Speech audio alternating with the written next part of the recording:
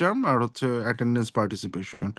So if that is the case তাহলে ঠিক আছে, দ্যাট ইজ দ্য কেস, আমরা ওইভাবে হচ্ছে কি ওটাকে চেঞ্জ করে নিব, সমস্যা নেই।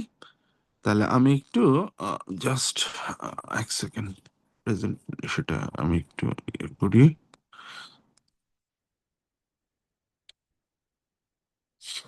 আহ,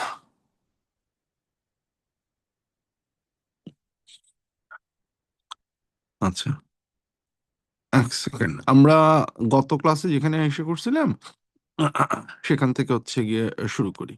আমি একটু দাঁড়া, ওই আহ, আচ্ছা, সিয়াররা একটু হাত তোলো তো, আমি তোমাদের কোহোস্ট বানাই দিই যাতে এর মাঝখানে যদি কেউ ঢোকে তাহলে হচ্ছে ইউ ক্যান গেট দেমসেলভস। ওকে, আরাধন, ওকে, ঠিক আছে, হয়ে গেছে না? হ্যাঁ, পোস্ট হয়ে গেছে দুজন, ঠিক আছে। ওকে, সো বেসিক্যালি আমরা গত ক্লাসে আমরা যে জায়গাটায় শেষ করছিলাম, উই টকড অ্যাবাউট যে বেসিক ফিচার্স এবং এর মধ্যে হচ্ছে ভ্যালুর যেই ইম্পর্টেন্স বা সিগনিফিকেন্স, সেই জায়গাটা থেকে হচ্ছে গিয়ে আমরা শেষ করছিলাম। আজকে হচ্ছে গিয়ে we will talk about policy typology and হচ্ছে গিয়ে তারপরে আমরা পলিসি প্রসেসের কিছু থিওরির দিকে হচ্ছে আমরা যাব। প্রথমত একটা জিনিস আমরা যেটা এর আগে পলিসির ডেফিনেশন গুলোতে আমরা যেই জিনিসটা নিয়ে কথা বলে আসছি, যে পাবলিক পলিসি ইজ এসেনশিয়ালি একটা course of action, intentional course of action, এবং হচ্ছে গিয়ে এটা গভর্নমেন্ট একটা problem solving mechanism, government problem solve করার জন্য হচ্ছে গিয়ে এই কাজটা করে। সো এই দিক থেকে যদি তুমি চিন্তা করো তাহলে পাবলিক পলিসির একটা ইম্পর্টেন্ট জায়গা হচ্ছে, public policy is largely I would say is coercive. Coercive মানে হচ্ছে যখন তুমি নাও যে কোনো একটা পলিসি, তুমি জনগণের কাছ থেকে কিছু জিনিস আশা করতেছো। এটা যদি ট্যাক্স হয় তাহলে তুমি হচ্ছে গিয়ে রেভিনিউ কালেক্ট করার চেষ্টা করতেছো। এটা যদি হচ্ছে গিয়ে রেগুলেশন হয়, তুমি হচ্ছে হিউম্যান বিইং বা তোমার সিটিজেনের যে বিহেভিয়ার বা ব্যবহার, সেই ব্যবহারকে হচ্ছে গিয়ে তুমি ইনফ্লুয়েন্স করার চেষ্টা করতেছো। এই যে তুমি যখন হচ্ছে সিটিজেনের বা গভর্নমেন্ট যখন হচ্ছে গিয়ে সিটিজেনের ব্যবহারকে ইনফ্লুয়েন্স করার চেষ্টা করে, এইটার মধ্যে একটা কোয়ারশনের একটা এলিমেন্ট চলে আসে। মানে গভর্নমেন্ট হচ্ছে এক ধরনের কোয়ার্স করার চেষ্টা করে সিটিজেনকে। সেই কোয়ারশনটা কখনো শাস্তির মাধ্যমে হতে পারে, সেই কোয়ারশনটা কখনো হচ্ছে কোনো কিছু ইনসেনটিভের মাধ্যমে হতে পারে, সেই কোয়ারশনটা হচ্ছে গিয়ে তোমার মানি কালেকশনের উদ্দেশ্যে হতে পারে। সো পাবলিক পলিসির একটা মূল জায়গাটা হচ্ছে কোয়ারশনের ব্যাপারটা, এবং এই কোয়ারশনের উপরে বেস করে if you look into that, তোমরা প্রথম দুইটা কলাম, বাকি তিনটাতে আমি পরে আসতেছি, প্রথম দুইটা কলাম যদি খেয়াল করো, সো এসেনশিয়ালি আমরা পলিসিকে চার ভাগে ভাগ করি। আমরা একটাকে বলি হচ্ছে ডিস্ট্রিবিউটিভ পলিসি, একটাকে বলি কনস্টিটিউয়েন্ট পলিসি, একটাকে বলি হচ্ছে কি আমরা রেগুলেটরি পলিসি, আর একটাকে বলি হচ্ছে আমরা রিডিস্ট্রিবিউটিভ পলিসি।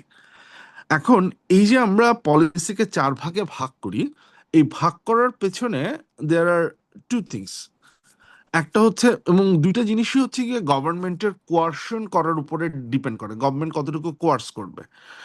একটা, এখন কোয়ারশনের দুইটা ইস্যু খেয়াল করে যদি দেখো, একটা হচ্ছে লাইকলিহুড অফ কোয়ারশন আর একটা হচ্ছে অ্যাপ্লিকেবিলিটি অফ কোয়ারশন।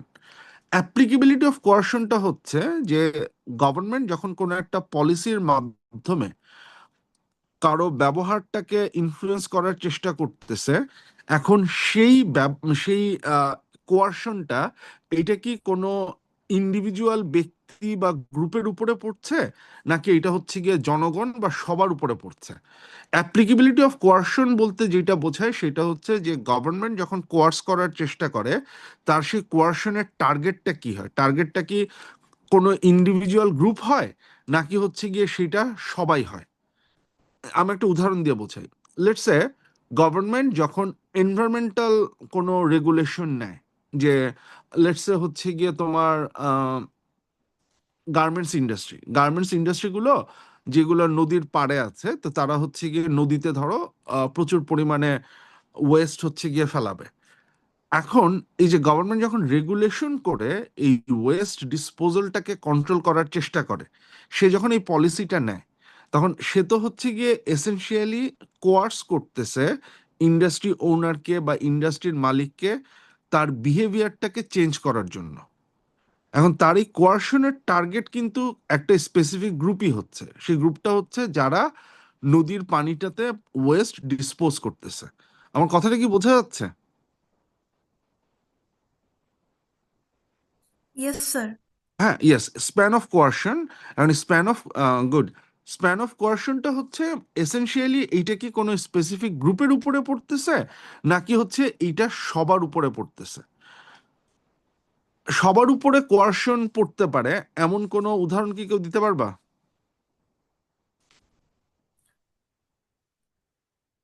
মানে আমি স্যার, কোনো একটা আমদানি বা রফতানির উপরে শুল্ক আরোপ। উম, এইটাও যে সব সময় সবার উপরে, বাট মানে ঘটনা হচ্ছে যে শুল্ক পাচ্ছে বা এসে বা শুল্ক দিতে হচ্ছে তার উপরে তো এটা বেশি নেগেটিভলি এফেক্ট করতেছে, তাই না? ইসেনশিয়াল পণ্যের উপর যখন শুল্ক আরোপ করতেছে তখন তো বেসিক্যালি তখন ম্যাচকেই। এসেনশিয়াল পণ্যের উপরে, রাইট। তখন হচ্ছে সেটার যে কোয়ার্শন যেটা বা সেটার হচ্ছে গিয়ে যে ফলটা, সেটা সবাইকে ভোগ করতে হচ্ছে। ওকে, টোলের ক্ষেত্রে একটু ডিফারেন্স আছে। টোল হচ্ছে যদি হচ্ছে গিয়ে টোল রোড হয় শুধুমাত্র, যদি আলাদা অপশন থাকে, কেউ যদি ব্যবহার না করেও বেঁচে যায় তাহলে হচ্ছে সবার উপরে পড়তেছে না। বাট ইউ আর রাইট, যে টোলগুলা মানে সবার জন্যই অ্যাপ্লিকেবল সেটা হচ্ছে গিয়ে তোমার সাথে পড়তেছে। গুড। তাহলে যখন আমরা হচ্ছে অ্যাপ্লিকেবিলিটি অফ কোয়ার্শনের কথা বলতেছি, অ্যাপ্লিকেবিলিটি অফ কোয়ার্শনের দুইটা হতে পারে। এক হচ্ছে সেটা ইন্ডিভিজুয়াল, ইন্ডিভিজুয়াল বলতে আমরা ইন্ডিভিজুয়াল গ্রুপের কথা বোঝাচ্ছি। আর এনভায়রনমেন্ট বলতে আমরা বোঝাচ্ছি হচ্ছে সেটা সবার উপরে পড়তে পারে। আর লাইকলিহুড অফ কোয়ার্শন, লাইকলিহুড অফ কোয়ার্শনটা হচ্ছে যে এসেনশিয়ালি আমি যখন এরকম কোয়ার্স করি, সেটার ফলটা কি আমি সাথে সাথে ভোগ করি, না সেটার ফলটা ভোগ করতে হচ্ছে গিয়ে মানে আই ডোন্ট এসেনশিয়ালি ফিল যে এইটার একটা ইম্প্যাক্ট। হ্যাঁ, জুম আউট করার দরকার নেই এই কারণে যে আমি আসলে ফার্স্ট দুইটার উপরেই হচ্ছে ফোকাস করতেছি, বাকি যে দুইটা ওটাতে আমি একটু পরে আসবো। হ্যাঁ, সো এই কারণে আপাতত জুম আউট করার দরকার নেই, তারপরে হচ্ছে গিয়ে আমি এসে করতেছি। আচ্ছা, লাইকলি মানে লাইকলিহুড অফ কোয়ার্শনটা যেটা হচ্ছে যে তুমি মানে গভর্নমেন্ট অনেক সময় এরকম হয় যে গভর্নমেন্ট যখন কোনো একটা পলিসি করে বা পলিসির মাধ্যমে ইনফ্লুয়েন্স করার চেষ্টা করতেছে, সেটার ইম্প্যাক্টটা ইমিডিয়েটলি আমরা ফিল করি, সাথে সাথে হচ্ছে গিয়ে আমরা ফিল করি। আবার অনেক সময় হচ্ছে গিয়ে এইটার ইম্প্যাক্টটা আমরা ইমিডিয়েটলি ফিল করি না, ইমিডিয়েটলি আমাদের গায়ে লাগে না। যেমন for instance let's say government একটা এগ্রিকালচার পলিসি করতেছে, গভর্নমেন্ট একটা এগ্রিকালচার পলিসি করলো, বা গভর্নমেন্ট ধরো হচ্ছে লেটস সে ফিশারিজ একটা পলিসি করলো। এসেনশিয়ালি যদি তুমি দেখো তাহলে এই যে আহ, এই অ্যাপ্লিকেবিলিটি অফ কোয়ার্শনের দিক থেকে যদি দেখো, সো এই যে আমি কোনো একটা এগ্রিকালচার পলিসি করলাম, সো এগ্রিকালচার পলিসি করার ফলে এসেনশিয়ালি অ্যাপ্লিকেবিলিটি অফ কোয়ার্শনটা খুব সম্ভবত এগ্রিকালচারের সাথে যারা সরাসরি রিলেটেড, এটা এমপ্লয়মেন্টের সাথে রিলেটেড হতে পারে, এটার উৎপাদনের সাথে যারা রিলেটেড হতে পারে, শুধুমাত্র তাদের উপরে এটার একটা ইম্প্যাক্ট হচ্ছে গিয়ে এটা পড়বে। কিন্তু এইটা বাকি যারা, আমি যদিও হচ্ছে গিয়ে এটার আমি একজন কনজিউমার, আমার উপরে ইনিশিয়ালি এটার কোনো ধরনের ইম্প্যাক্ট নাও পড়তে পারে। সো অ্যাপ্লিকেবিলিটি অফ কোয়ার্শনটা ফার্মার, প্রডিউসার্স গ্রুপ, এগ্রিকালচার প্রোডাকশনের সাথে যারা যুক্ত তাদের উপরে পড়বে। অ্যান্ড লাইকলিহুড অফ কোয়ার্শনটাও হচ্ছে গিয়ে রিমোট, কারণ তোমার যখন তুমি এগ্রিকালচার তুমি হচ্ছে গিয়ে প্রোডাকশনে যাবা, সেটা যখন বাজারে আসবে, তারপরে আস্তে আস্তে এটার একটা ইম্প্যাক্ট পড়বে। আবার এগুলো হচ্ছে গিয়ে তার মানে এটা লাইকলিহুড অফ কোয়ার্শনের যে ইম্প্যাক্টটা সেটা যখন পড়তেছে, সেটা পড়তেছে হচ্ছে অনেক ধীরে ধীরে বা সময় লাগতেছে। On the other hand there are some policies, যেই পলিসির ক্ষেত্রে এই লাইকলিহুড অফ কোয়ার্শনের ইম্প্যাক্টটা একদম ইমিডিয়েটলি পড়বে। লেটস সে গভর্নমেন্ট যখন হচ্ছে গিয়ে পাবলিক প্লেসে স্মোকিং এর উপরে কোনো পলিসি তৈরি করলো, এখন পাবলিক দুইটা ঘটনা ঘটে এই ক্ষেত্রে, তাহলে এইটার এগেইন এইটার কোয়ার্শন, এই কোয়ার্শনের টার্গেট হবে হচ্ছে গিয়ে মোরলেস যারা স্মোকার তাদের উপরে। সো আমার অ্যাপ্লিকেবিলিটি অফ কোয়ার্শন হচ্ছে ইন্ডিভিজুয়াল, বা হচ্ছে এটা হইতে পারে যেসব টোবেকো কোম্পানি এটার সাথে জড়িত তাদের উপরে। তাহলে অ্যাপ্লিকেবিলিটি অফ কোয়ার্শনটা হচ্ছে গিয়ে ইন্ডিভিজুয়াল, কিন্তু লাইকলিহুড অফ কোয়ার্শন এটার ইম্প্যাক্টটা পড়বে হচ্ছে গিয়ে খুব দ্রুত। দামটা বেড়ে যাবে খুব তাড়াতাড়ি, বা হচ্ছে যে পাবলিক প্লেসে হচ্ছে গিয়ে তোমার স্মোক করবে তার শাস্তি বা এই জিনিসপত্রগুলো হবে হচ্ছে গিয়ে দ্রুত। এই ক্ষেত্রে আমাদের লাইকলিহুড অফ কোয়ারশন এটা হচ্ছে ইমিডিয়েট। আমরা অ্যাপ্লিকেবিলিটি অফ কোয়ারশন দুই রকম হতে পারে, একটা হচ্ছে ইন্ডিভিজুয়াল আর একটা হচ্ছে এনভায়রনমেন্ট, মানে সারা দেশের উপরে বা বিশাল সংখ্যক মানুষের উপরে। লাইকলিহুড অফ কোয়ারশন হচ্ছে গিয়ে দুই ধরনের হতে পারে, রিমোট মানে অনেক পরে, ভবিষ্যতে পড়বে, ইমিডিয়েটলি বোঝা যাবে না, অথবা ইমিডিয়েট সাথে সাথে বোঝা যাচ্ছে। এই দুইটার উপরে বেস করে, এই দুইটা 2x2 টেবিলের উপরে বেস করে আমরা পলিসিকে চারটা ভাগে ভাগ করি। যখন লাইকলিহুড অফ কোয়ারশন হচ্ছে রিমোট অ্যান্ড হচ্ছে অ্যাপ্লিকেবিলিটি অফ কোয়ারশন হচ্ছে ইন্ডিভিজুয়াল, সেই ধরনের পলিসিকে আমরা বলি হচ্ছে ডিস্ট্রিবিউটিভ পলিসি। কনস্টিটিউয়েন্ট পলিসিটা আমি একটু পরে আসতেছি। যখন আমার লাইকলিহুড অফ কোয়ারশন হচ্ছে ইমিডিয়েট আর হচ্ছে অ্যাপ্লিকেবিলিটি অফ কোয়ারশন হচ্ছে ইন্ডিভিজুয়াল, সেটাকে আমরা বলি রেগুলেটরি পলিসি। লাইকলিহুড অফ কোয়ারশন যখন ইমিডিয়েট, অ্যাপ্লিকেবিলিটি হচ্ছে এনভায়রনমেন্ট, সেই ধরনের পলিসিকে আমরা বলি হচ্ছে গিয়ে রিডিস্ট্রিবিউটিভ পলিসি। এখন can someone give me, constituent পলিসিটা একটু ভুলে যাও, can someone give me example of distributive, regulatory, redistributive policy, এই তিন ধরনের পলিসির এক্সাম্পল কি কেউ আমাকে দিতে পারো কিনা? আমরা এখন পর্যন্ত যে ছোটখাটো দুই একটা এক্সাম্পল আলাপ করলাম সেগুলো বাদ দিয়ে, can anyone give me more examples of let's A distributive policy or regulatory policy or redistributive policies?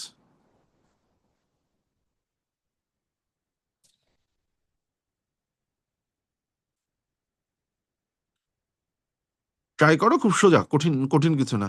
মানে তুমি তোমার আশেপাশে গভর্নমেন্টের যে ধরনের তুমি রিয়েল এস্টেটের ক্ষেত্রে দেখতে পারো, কথার কথা। তারপরে হচ্ছে গিয়ে তুমি তোমার এর আগের দিন ক্লাসে কেউ একজন ওই ট্যানারি রিলোকেশনের কথা বলছিল, সেটার কথা চিন্তা করতে পারো।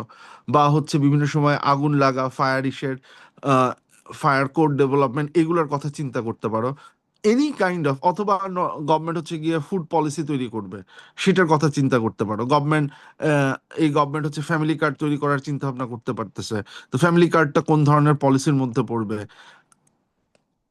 Anything that you can think and then এটাকে আমরা কোন পলিসি ক্যাটাগরিতে ফেলতে পারি?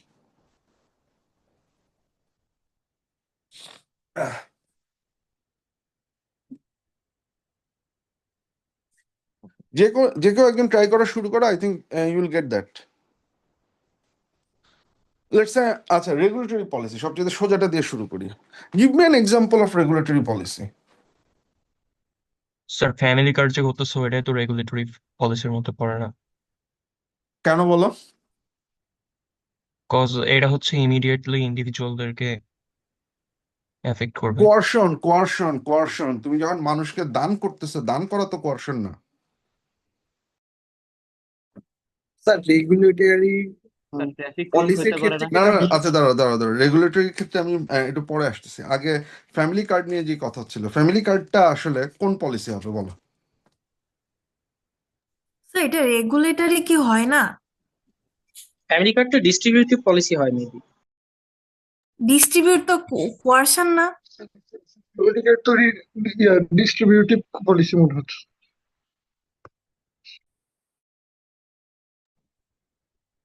দুইটা মত আসছে, কারো কাছে রিডিস্ট্রিবিউটিভ মনে হচ্ছে না? ডিস্ট্রিবিউটিভ। তিনটেই হতে পারে। আচ্ছা, যে রেগুলেটরি বললা, আচ্ছা যে রেগুলেটরি বললা সে আগে বলো কেন রেগুলেটরি। স্যার ওটা ইমিডিয়েট দেওয়া হচ্ছে and ওখানে তো কোনো কোয়ারশন দেখতেছি না। তাহলে তো কোয়ারশন না হলে তো হচ্ছে গিয়ে হবে না।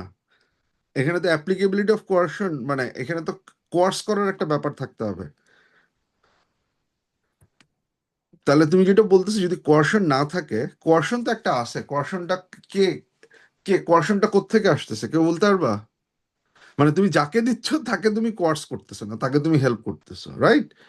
তার উপরে কোয়ারশন হচ্ছে না, সেটা ঠিক আছে।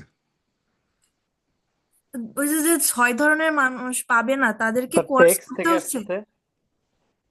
কাছাকাছি আসছো, সরি, আরেকজন বলতে চাইছিল, হ্যাঁ, কে বলতে চাইছিল বলো? আচ্ছা, একজন তো হচ্ছে যে যে 6 ধরনের মানুষ পাবে না তাদেরকে কোয়ার্স করা হচ্ছে, ওকে। বাকি আরেকজনের কথার ফাঁকে আরেকজন কেউ একটু বলতে যাচ্ছিলে, সে বলে ফেলো।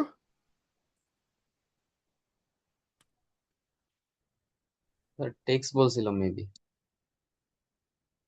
আচ্ছা, স্যার ট্যাক্স, হ্যাঁ। আমার কাছে মনে হচ্ছে স্যার ডিস্ট্রিবিউটিভ পলিসির ক্ষেত্রে আমরা যে এগ্রিকালচার যে সাবসিডিয়ারিজ দেওয়া হয় এটা তো হুম হুম। দেখা যায় রিমোট, প্লাস এটা হচ্ছে ইন্ডিভিজুয়াল ভিত্তিক হয় যারাকে ফার্মার্স রাইট, তাকে যদি দিতে ডিস্ট্রিবিউট। হয়। বাট হ্যাঁ, ফ্যামিলি কার্ডের ক্ষেত্রে হ্যাঁ, তোমার ওইটা ঠিক আছে, বাট ফ্যামিলি কার্ডের ক্ষেত্রে আমি বলি, ফ্যামিলি ইস্যু কার্ডের মধ্যে রিডিস্ট্রিবিউট হওয়ার কথা, কারণ ফ্যামিলি কার্ড তো ইম্প্যাক্টটা ইমিডিয়েট এবং পুরা কান্ট্রি ওয়াইজ হচ্ছে, যে এনভায়রনমেন্টটা অ্যাপ্লিকেবিলিটি মানে পার্সেন্ট তো সবার উপর হচ্ছে। অ্যাবসলিউটলি এইটার যেটা হচ্ছে যে তোমার একদিকে যারা পাচ্ছে তারা পাচ্ছে, সেটা ঠিক আছে। আর অ্যাট দ্য সেম টাইম যে যে ঘটনাটা ঘটতেছে সেটা হচ্ছে যে 6 গ্রুপের কথা বললে না, 6 গ্রুপের কথা যদি তুমি বাদও দাও, আমার তো হচ্ছে গিয়ে ফ্যামিলি কার্ডের তো আমার আহ, টাকা তো জোগাড় করতে হবে, টাকা জোগাড় করা ছাড়া তো হচ্ছে গিয়ে আমি এই সেটা করব না। সো তুমি যখন ট্যাক্সেশনের ক্ষেত্রে প্রোগ্রেসিভ ট্যাক্সেশন টাইপের কিছু করো, যে অ্যাজ এ মানে এখানে যেটা হচ্ছে যে আমি তো বেসিক্যালি 6 গ্রুপ বলো বা যাই বলো, তার কাছ থেকে আমি টাকা নিয়ে বা তার কাছ থেকে আমি ট্যাক্স নিয়ে সেই ট্যাক্সটা আমি ডিস্ট্রিবিউট করতেছি হচ্ছে গিয়ে যারা এটার মধ্যে পাচ্ছে না। এবং এই যে এই জায়গায় কোয়ারশনটা কিন্তু ওই জায়গাটা হচ্ছে যে টাকাটা জোগাড় করার ক্ষেত্রে, বা তুমি যখন প্রোগ্রেসিভ ট্যাক্সেশন করতেছো, প্রোগ্রেসিভ ট্যাক্সেশন করার সময় তুমি যখন হচ্ছে যার ইনকাম হাই তার কাছ থেকে টাকাটা নিচ্ছ two sort of provide or distribute something to other groups, সেই জায়গাটায় হচ্ছে গিয়ে তুমি কোয়ার্সটা করতেছো। এখন অ্যাপ্লিকেবিলিটি অফ কোয়ারশনের ক্ষেত্রে, যে রিডিস্ট্রিবিউটিভ পলিসির ক্ষেত্রে, যেহেতু at the end of the day এই টাকাটা মোরলেস আমাদের সবার কাছ থেকেই আসবে, হ্যাঁ, ইভেন যে লোকটা এটা পাচ্ছে সেও যখন হচ্ছে গিয়ে খাবার কিনতে কোনো ভ্যাট বা এরকম কোনো একটা কিছু দেবে, সেই টাকাটাও তো হচ্ছে গিয়ে at the end of the day family কার্ডের যে খরচ, সেই খরচটা বহন করার ক্ষেত্রে যাবে। সো এই অ্যাপ্লিকেবিলিটি অফ কোয়ারশনটা হচ্ছে পুরো এনভায়রনমেন্টের উপরে, এবং এইটার লাইকলিহুড অফ কোয়ারশনটা হচ্ছে একদম, কারণ তুমি যখনই টাকাটা মানে কালেক্ট করা শুরু করবে, তুমি যখনই 2,500 টাকা করে কাউকে দেওয়া শুরু করবে, তখনই তো হচ্ছে গিয়ে তোমার বাকিদের কাছ থেকে টাকা নেওয়াটা শুরু হয়ে যাবে। So as a result of that, তোমার এই ফ্যামিলি কার্ড বা এসেনশিয়ালি যে কোনো ধরনের সোশ্যাল সেফটি নেট বা যে কোনো ধরনের প্রোগ্রেসিভ ট্যাক্সেশন যেই জিনিসপত্রগুলা, এই প্রত্যেকটা পড়বে হচ্ছে রিডিস্ট্রিবিউটিভ পলিসির মধ্যে। বোঝা গেছে আমার কথাটা? স্যার রিডিস্ট্রিবিউট পলিসির ক্ষেত্রে কি তাহলে কোয়ার্সিভ পাওয়ার কি অনেক হাই থাকে তাহলে? হাই এর চেয়ে বড় কথা হচ্ছে যে তখন একজন একটা শব্দ ইউজ করছিলেন, span of coercion. Span Yes. Of কোয়ারশনটা অনেক বেশি বিস্তারিত থাকে, ঠিক আছে, মানে অনেক বেশি বিস্তৃত থাকে। এখন অনেক বেশি বিস্তৃত থাকলেই যে তোমার কোয়ারশন খুব বেশি স্ট্রং হবে, that is not always possible. কারণ আমরা তো জানি যে আমরা রেভিনিউ তো আমরা কালেক্ট করতে পারি না। আমার হচ্ছে গিয়ে ট্যাক্স বেস যেটা, সেটা অনেক বেশি হলেও আমি সবার কাছ থেকে তো হচ্ছে গিয়ে জোর করে নিতে পারি না, হ্যাঁ, আমার বিভিন্ন ধরনের লিমিটেশনে আছে। সো আমার স্প্যান মানে যেই গ্রুপটার উপরে আমি করতে পারবো সেই গ্রুপের এক্সপানশনটা অনেক বেশি থাকে, সেই গ্রুপটা অনেক বড় থাকে, যে কারণে এটা পুরো এনভায়রনমেন্টই কাছ থেকেই হচ্ছে গিয়ে আমি টাকা পয়সাটা নিই আর কি, হ্যাঁ। জি স্যার, বুঝতে পেরেছি। আচ্ছা, এখন রেগুলেটরি কি হইতে পারে? স্যার পরিবেশ সংরক্ষণ আইন। হ্যাঁ, আমার মাথায় এক্স্যাক্টলি এটাই আসতেছিল, গুড। So essentially yes. আর পলিউশন এর ক্ষেত্রে তো হতে তার পারে, বাজার দর নিয়ন্ত্রণ। বাজার দর নিয়ন্ত্রণের জন্য, ফাইন, ভেরি গুড, এই আবার টাইপের। পলিউশন। হ্যাঁ, পলিউশন কন্ট্রোলের জন্য আমরা যেই জিনিসপত্রগুলো নিব। রেগুলেশনের ক্ষেত্রে কোয়ারশনটা অনেক বেশি ডিরেক্ট হয়, হ্যাঁ, ইমিডিয়েট এবং ডিরেক্ট। আমি হচ্ছে গিয়ে একদম সরাসরি নিষেধ করতেছি। ইভেন তোমার হচ্ছে গিয়ে চাইল্ড ম্যারেজ রিস্ট্রেন্ট অ্যাক্টের কথা আমরা গত ক্লাসে বলছিলাম, right? So that is also kind of a regulatory policy. মানে এইখানে হচ্ছে গিয়ে তুমি শাস্তি দিয়ে এসেনশিয়ালি হচ্ছে গিয়ে তোমার যেটা করার চেষ্টা করতেছো সেটা হচ্ছে হিউম্যান বিহেভিয়ারকে তুমি কন্ট্রোল করার চেষ্টা করতেছো। কারণ at the end of the day তুমি যদি পলিউশনই বলো, এনভায়রনমেন্টের ইস্যুগুলোই বলো, নয়েজ কন্ট্রোলের বিষয়গুলো বলো, যাই বলো না কেন, আমরা যে কাজটা করতেছি সেটা হচ্ছে গিয়ে মানুষের বিহেভিয়ারটাকে কন্ট্রোল করার চেষ্টা করতেছি। মানে মানুষ চাইল্ড ম্যারেজ দিতে চায়। আহ, আচ্ছা, যে কোয়েশ্চেনটা আসছে সেটা সবাই দেখছো, আমি একটু পরে আসতেছি, আমি আগে এই কথাটা শেষ করে নিই। সো এসেনশিয়ালি যেটা হচ্ছে যে মানুষ নর্মালি এই কাজটা করতে চায়, মানুষ নর্মালি পলিউট করতে চায়, মানুষ নর্মালি হচ্ছে গিয়ে চাইল্ড ম্যারেজের দিকে সার্টেন ইনসেন্টিভ কাজ করতে পারে, মানুষের ওয়াটার পলিউট করার দিকে ঝোঁক বেশি থাকতে পারে। সো আমি সেইটাকে ইনফ্লুয়েন্স করার চেষ্টা করতেছি, সেই বিহেভিয়ারটাকে ইসে করার চেষ্টা করতেছি।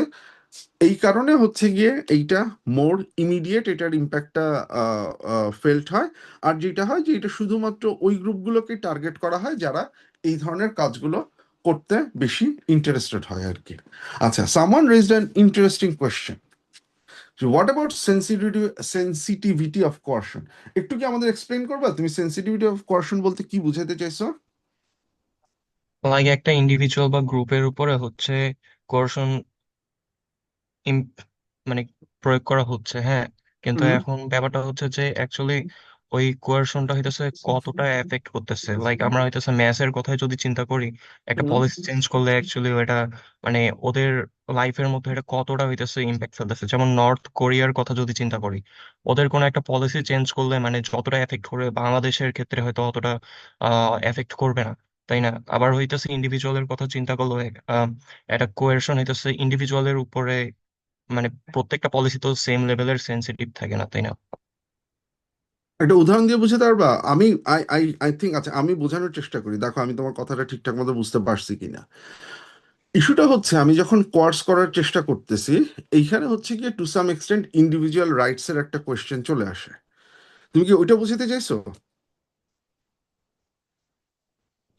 অনেকটা ওরকমই। অনেকটা ওইরকমই। আচ্ছা আমি ধরো আরো স্পেসিফিক্যালি উদাহরণ দিই, যে ধরো এই যে কিছুদিন আগে আমাদের শিক্ষামন্ত্রী একটা কথা বললেন। হ্যাঁ, যদিও উনি পরে বলছেন এটা উনি শুধুমাত্র উনার এলাকার ক্ষেত্রে বলছেন, আর কারো ক্ষেত্রে বলেননি।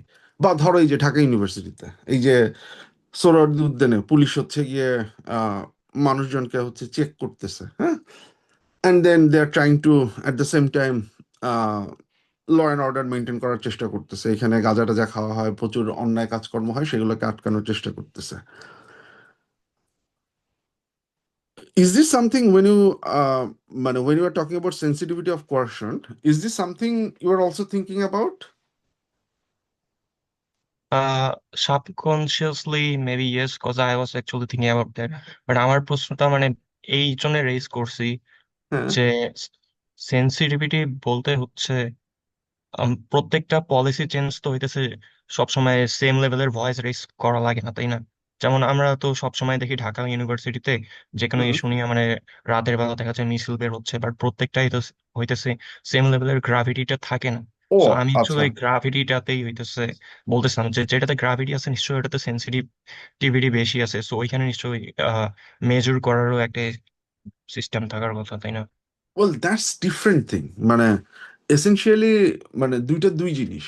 একটা হচ্ছে গিয়ে তোমার স্টেটের দিক থেকে, আরেকটা হচ্ছে গিয়ে তোমার ডিমান্ড সাইড থেকে, যে ডিমান্ড সাইড থেকে কোনটা ডিমান্ড করা হচ্ছে বা কতখানি ডিমান্ড করা হচ্ছে সেইটা। আমরা দুইটা জিনিসকে আলাদা ইয়েতে হচ্ছে গিয়ে আলাদা দুইটা লেয়ারে হচ্ছে গিয়ে চিন্তা করি। হ্যাঁ, আমরা এখন যেহেতু পলিসি স্টেট মানে ডিটারমাইন করতেছে, আমরা স্টেটের জায়গা থেকে চিন্তা করি, যে কারণে আমি তোমার সেন্সিটিভিটি অফ কোয়ারশনটাকে ওই জায়গা থেকে চিন্তা করছিলাম, যে স্টেট যখন কোয়ার্স করার ডিসিশন নেয় বা স্টেট যখন হচ্ছে গিয়ে আহ, ধরো জনগণকে বাধ্য করার চেষ্টা করে কোনো একটা কিছু করার জন্য, তখন হচ্ছে গিয়ে সেইখানে ইন্ডিভিজুয়াল রাইটস এর কতখানি গুরুত্ব একটা স্টেটে থাকতে পারে। What do you think?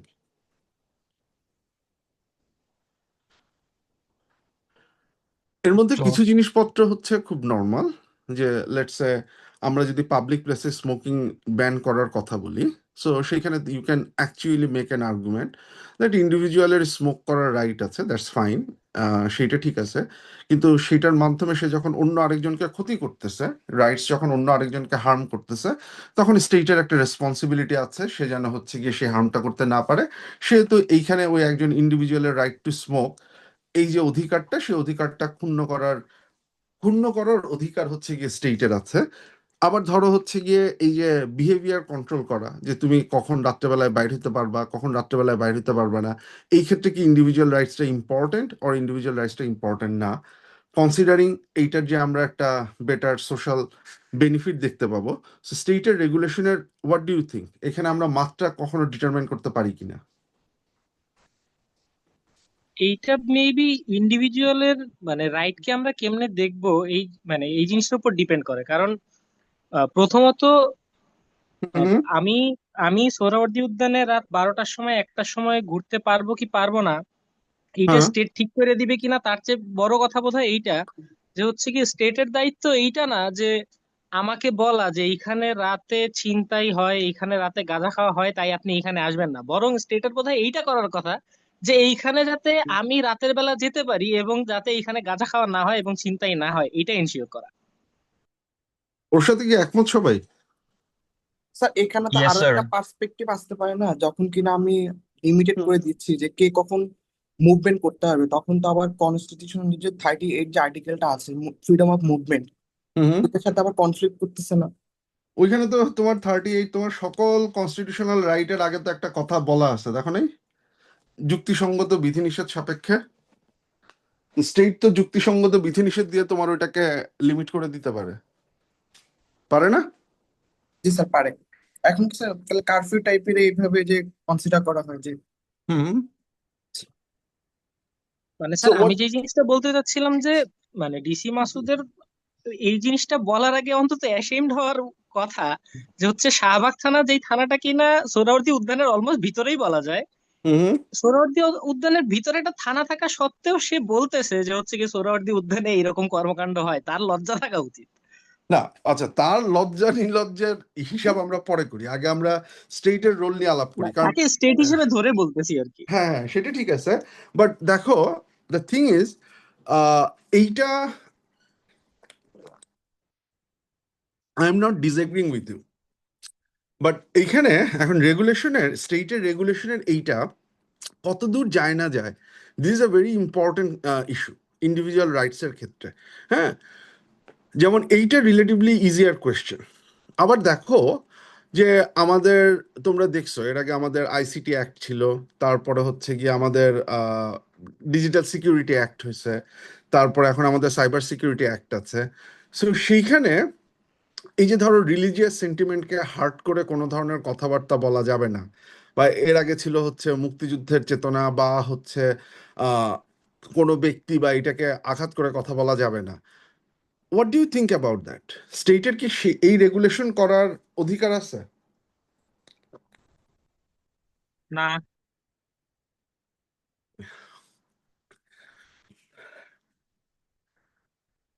আর খুব দ্রুত একটা না আসলো, কোনো হ্যাঁ আসে না, মানে is there anyone who disagree? Sir আছে টু সাম এক্সটেন্ট আর কি স্যার। টু সাম এক্সটেন্টটা কি, মানে দিস ইজ ওয়্যার, টু মানে সাম রেগুলেটরি। এক্সটেন্ট বলতে স্যার আমি বুঝাচ্ছি স্যার, ধরেন হুম। আমার ফ্রিডম অফ স্পিচ তো আছে স্যার, কিন্তু হুম। আমার ফ্রিডম অফ স্পিচ যদি কারো ধরেন ধর্মীয় অনুভূতি বা যে কোনো কারো ইনার ফিলিংস আঘাত করে, তাইলে স্যার এটা মানে আসলে কতটুকু ফ্রিডম অফ স্পিচ স্যার, এটা একটা প্রশ্ন থাকে আর কি। আচ্ছা, so these are major regulatory question. কারণ হচ্ছে আমরা রেগুলেটরি পলিসির মধ্যে তো শুধুমাত্র ইসে হয় না, এটার মধ্যে স্পিচের রেগুলেশনও চলে আসে। আবার এই যে মানে দ্য ইস্যু, যে অনুভূতি আহত, what does that mean actually? অনুভূতি আহত তো তোমার অনুভূতি যেভাবে আহত হবে আমার অনুভূতি তো সেভাবে নাও আহত হতে পারে, তাই না? সে স্টেট যখন একটা অরবিট্রারি লাইন তৈরি করে দেয় যে okay you can't say this or you can't say that, বা এখানে যে একটা ডিসক্রিপশন থাকে যে যখন হচ্ছে গিয়ে স্টেট একটা তো ডেফিনেশন দিয়ে দেয়, এই কথাবার্তা বা এই কাজগুলো বললে তোমার হচ্ছে গিয়ে অনুভূতি আহত হবে, স্টেট কি এই কাজটা করতে পারে? স্টেট তো সবার না, হুম। তাহলে তো সেই হিসেবে হয়তো সবার ভালোর জন্য তো করতেই পারে। এইখানে একটা বিপদ আছে, স্টেট যখন সবার ভালো ডিটারমাইন করার ক্ষমতা তুমি যখন স্টেটকে দিয়ে দাও, স্টেট সেই ক্ষমতা নিয়ে সবার খারাপটাও ডিটারমাইন করতে পারে। The more power you give to the state to determine what is good or bad, the more কি বলবো, the more powerful the state becomes, sometimes the more harmful the state becomes, because state যখন হচ্ছে গিয়ে পুরোপুরি over পাওয়ার হয়ে যায়, state যখন completely determine করে, তখন তুমি কিন্তু কোনো একটা কিছুর সাথে এগ্রি না করলেও তোমাকে সেটা মানতে হয়। তোমাকে থমাস পেইনের নাম শুনছো কেউ? Thomas pain? Did anyone hear? আচ্ছা দাঁড়াও, একজন হাত তুলছে, শুদ্ধ বোধহয় কিছু বলতে যাচ্ছ, বলে ফেলো। স্যার, আপনি যে কথাটা বললেন যে মানে ধরা অনুভূতিতে আঘাতের বিষয়টা আসলে এক একজন এক এক ভাবে মানে অনুভব করে, হুম এই জিনিসটার ইন্টেন্সিটি প্রথমত কেউ ঠিক করে দিতে পারবে না যে হচ্ছে গিয়ে কোন লেভেলটা পার হইলে আসলে আমরা মানে আইডিয়ালি ভাববো যে হ্যাঁ এই লেভেলের ধর্মানুভূতি আঘাত হইলে হুম হচ্ছে কি বলে আমরা আসলে তারে আহ, মানে সিজ করব বা তারে গ্রেফতার করব, এই ধরনের চিন্তা ভাবনা করবো। আরো একটা সমস্যা আছে, সেটা হুম হচ্ছে গিয়ে সেন্সিটিভিটি আসলে এক একজনের ক্ষেত্রে এক এক ভাবে হইলেও আমরা আসলে সংখ্যাগরিষ্ঠ সেন্সিটিভিটিরে বেশি পাত্তা দিব কিনা। যে জিনিসটা হয় ধরেন আমরা প্রত্যেকটা জায়গাতে স্বাভাবিকভাবেই আমাদের দেশের মানুষজন মেজরিটি যেখানে হচ্ছে গিয়ে মুসলিম, আমরা কি বলে যে কোনো জায়গায় ইসলাম নিয়ে কোনো কথাবার্তা হইলে এইটাতে আমরা আহত বোধ করি, হুম এবং মানে রাসূল সাল্লাল্লাহু আলাইহি ওয়াসাল্লামকে নিয়ে কোনো কথাবার্তা হইলে আমরা আহত বোধ করি। এটা খুব হুম স্বাভাবিক। হুম কিন্তু সিমিলারলি এইটাও খুবই স্বাভাবিক যে যদি আমি বলি যে কি বলে ঈসা আলাইহিস সালাম ঈশ্বরের হুম পুত্র নন, এই কথাটা কিন্তু যে কোনো একটা খ্রিস্টানের জন্য আহত হওয়ার মতো একটা কথা। হুম আপনি একটা খ্রিস্টান স্টেটে যদি এই জিনিসটা চিন্তা করেন তাহলে এটা অত্যন্ত আহত হওয়ার মতো একটা কথা। হুম ওই জিনিসটা আমরা আমাদের স্টেটে খ্রিস্টান থাকা সত্ত্বেও এই কথাটা বলার জন্য কাউরে আসলে স্যাক করতেছি কিনা, হুম এইটা অনেক বড় একটা কোশ্চেন। কারণ হচ্ছে গিয়ে যখন আমরা ব্লাসফেমি আইন বা এই হুম ধরনের রেগুলেশন গুলারে জেনারেলাইজড করে দিব, হুম তখন আসলে কার কার ক্ষেত্রে এই জিনিসটা সত্য হবে, কার কার ক্ষেত্রে মিথ্যা হবে, এই হুম জিনিসটা মনে হয় আইনের মধ্যে আসলে ইনক্লুড করাটা খুব ইম্পর্টেন্ট। দুইটা ইম্পর্টেন্ট কোয়েশ্চেন আসছে, মানে you guys are getting into some very serious question. These are all political question. মানে this is why I was talking about Thomas Paine. আমি জানি না তোমরা টিরানি অফ দ্য মেজরিটি এই শব্দটার সাথে পরিচিত কিনা। জন স্টুয়ার্ট মিলের যে বক্তব্য আর কি, আমি একটু, যেহেতু রেগুলেটরি পলিসির ক্ষেত্রে এই জিনিসটা আসে, আমি আগে আইডিয়াগুলো বলি। হ্যাঁ, আমি আগে বেসিক যে পলিটিক্যাল আইডিওলজি যেগুলো আছে সেগুলো নিয়ে হচ্ছে কি আমি একটু বলি, অ্যান্ড দেন ইউ ডিসাইড। আমি আমি I will not take any decision, I will let you decide. ধরো ফর ইনস্টেন্স, হ্যাঁ, দের ইজ আমি আগে থমাস পেইনের কথাটা বলে নিই। থমাস পেইন, হি রোট আ বুক, কমন সেন্স। এবং আমেরিকান ইসের সময়, রেভলিউশনের সময় Thomas pain was very very one of the important philosophers.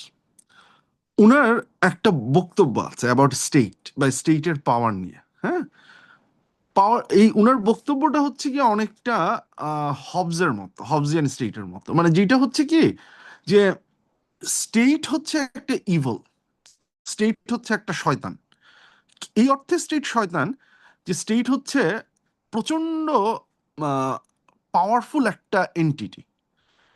State সবসময় যেটা চেষ্টা করে হচ্ছে মানুষকে তার কন্ট্রোলে নিয়ে আসার চেষ্টা করে। হ্যাঁ, কিন্তু স্টেট একই সাথে স্টেট হচ্ছে একটা নেসেসারি ইভল। নেসেসারি ইভল কেন? নেসেসারি ইভল এই কারণে যে স্টেট যদি না থাকতো তাহলে there would have been an anarchy. সবাই যার যার মতো করে হচ্ছে গিয়ে তার ইন্টারেস্ট পার্সু করতো, তার তার মতো করে হচ্ছে গিয়ে অন্যায় আচরণ বা ন্যায় আচরণ যাই হোক সেটা করার চেষ্টা করতো, একজন আরেকজনকে ক্ষতি করার চেষ্টা করতো। Whatever it is, that is something individual has done, individual would have done. এইটাকে প্রিভেন্ট করার জন্য আমাদের স্টেট দরকার। এই কারণে স্টেট একটা ইভিল হইলেও স্টেট হচ্ছে নেসেসারি ইভিল। এটা নেসেসারি ইভিল এই কারণে যে একদিকে স্টেট পাওয়ারফুল এন্টিটি, সে সবসময় আমার রাইট কেড়ে নেওয়ার চেষ্টা করবে। On the other hand, state যদি না থাকে তাহলে আমার কোনো ধরনের রাইটই হচ্ছে আমি শেষ পর্যন্ত টিকায় রাখতে পারবো না। সো স্টেট হচ্ছে necessary evil. As a result of that, আমরা যখন স্টেট তৈরি করি, উই শুড ট্রাই দ্যাট স্টেটের ক্ষমতাটাকে আমরা কতখানি কমাইতে পারি। স্টেট যত বেশি পাওয়ারফুল হবে তত বেশি সে সিটিজেনের উপরে অত্যাচার করবে, সিটিজেনের অধিকার সে কেড়ে নেওয়ার চেষ্টা করবে। সো স্টেটের ভেতরে আমি যত বেশি চেক অ্যান্ড ব্যালেন্স তৈরি করতে পারবো তত বেশি হচ্ছে ইম্পর্টেন্ট। এটা হচ্ছে থমাস পেইনের বক্তব্য। পলিটিক্সে there is an idea, there is an ideology, যে আইডিওলজিটাকে বলা হয় হচ্ছে গিয়ে ইউটিলিটেরিয়ানিজম, ইউটিলিটেরিয়ানিজম। জেরেমি বেন্থেম এই আইডিয়াটাকে ইন্ট্রোডিউস করছিলেন। এই আইডিয়াটা বলে যে স্টেট পলিসি নেওয়ার সময় সে যেটা করবে, সে greatest amount of happiness for the greatest number of people. মানে এমন পলিসি নেওয়া হবে যেই পলিসির মাধ্যমে একটা স্টেটের সবচাইতে বেশি সংখ্যক মানুষ যাতে হচ্ছে সবচাইতে বেশি সংখ্যক উপকারটা পায়। মানে ওনার বক্তব্য হচ্ছে হিউম্যান বিইং এর দুইটা ফিলিং আছে, একটা হচ্ছে প্লেজার, একটা হচ্ছে পেইন। মানুষ কি করে? মানুষ হচ্ছে তার প্লেজারটাকে বাড়ানোর চেষ্টা করে, তার পেইনটাকে কমানোর চেষ্টা করে। তার পয়েন্টটা হচ্ছে স্টেটের পলিসিরও ওই এক্স্যাক্টলি ওই কাজটা করা উচিত। স্টেট হচ্ছে সেই পলিসি নিবে যেই পলিসিতে হচ্ছে গিয়ে গ্রেটেস্ট অ্যামাউন্ট অফ হ্যাপিনেস, মানে প্লেজারের পরিমাণ বাড়বে, পেইনের পরিমাণ কমবে। এবং যেহেতু এটা সবার জন্য হবে না, সেহেতু হচ্ছে গিয়ে এইটা উনি যেটা বলতেছেন যে এইটা বেশি সংখ্যক মানুষ যেটাতে হচ্ছে গিয়ে প্লেজার পায় সেই ধরনের পলিসি উনার নিতে হবে। যেমন আমি উনার একটা আইডিয়ার কথা বলি। উনার একটা আইডিয়া ছিল এরকম যে লেটস সে তুমি রাস্তাঘাটে প্রচুর ফকির দেখো, রাইট? প্রচুর ভিখারি দেখো, প্রচুর বেগার দেখো। এখন উনার পয়েন্টটা হচ্ছে যে রাস্তাঘাটে যদি যখন আমি বেগার দেখি তখন আমার দুই ধরনের পেইন হয়। তুমি যদি খুব দয়াবান মানুষ হও তাহলে তুমি কষ্ট পাও একটা মানুষের কষ্ট দেখে, সেটা হচ্ছে এক ধরনের pain. And at the same time তুমি যদি ওরকম দয়াবান মানুষ না হও তাহলে তুমি ডিসগাস্টেড ফিল করো, দূর এই নোংরা একটা লোক আমার গাড়ির পাশে এসে দাঁড়াইছে, আমার রিক্সার পাশে এসে দাঁড়াইছে, সেটাও এক ধরনের পেইন। তাহলে এই পেইনটাকে দূর করার জন্য আমাদের কি করতে হবে? বেনথামের প্রপোজাল হচ্ছে যে আমার যেটা করা উচিত যে আমি একটা বাড়ি বা আমি একটা ওয়ার্কশপ বা আমি কিছু একটা বানাবো, আমি যেখানেই হচ্ছে গিয়ে বেগার দেখব সেই বেগারদেরকে, উনি ওটার নাম একটা পপার হাউস বানাবো আমি। আমি যেটা করব এই বেগারদেরকে সব ধরে ধরে নিয়ে এসে ওই পপার হাউসের ভেতরে রাখবো যাতে হচ্ছে তারা রাস্তাঘাটে চলাফেরা করতে না পারে।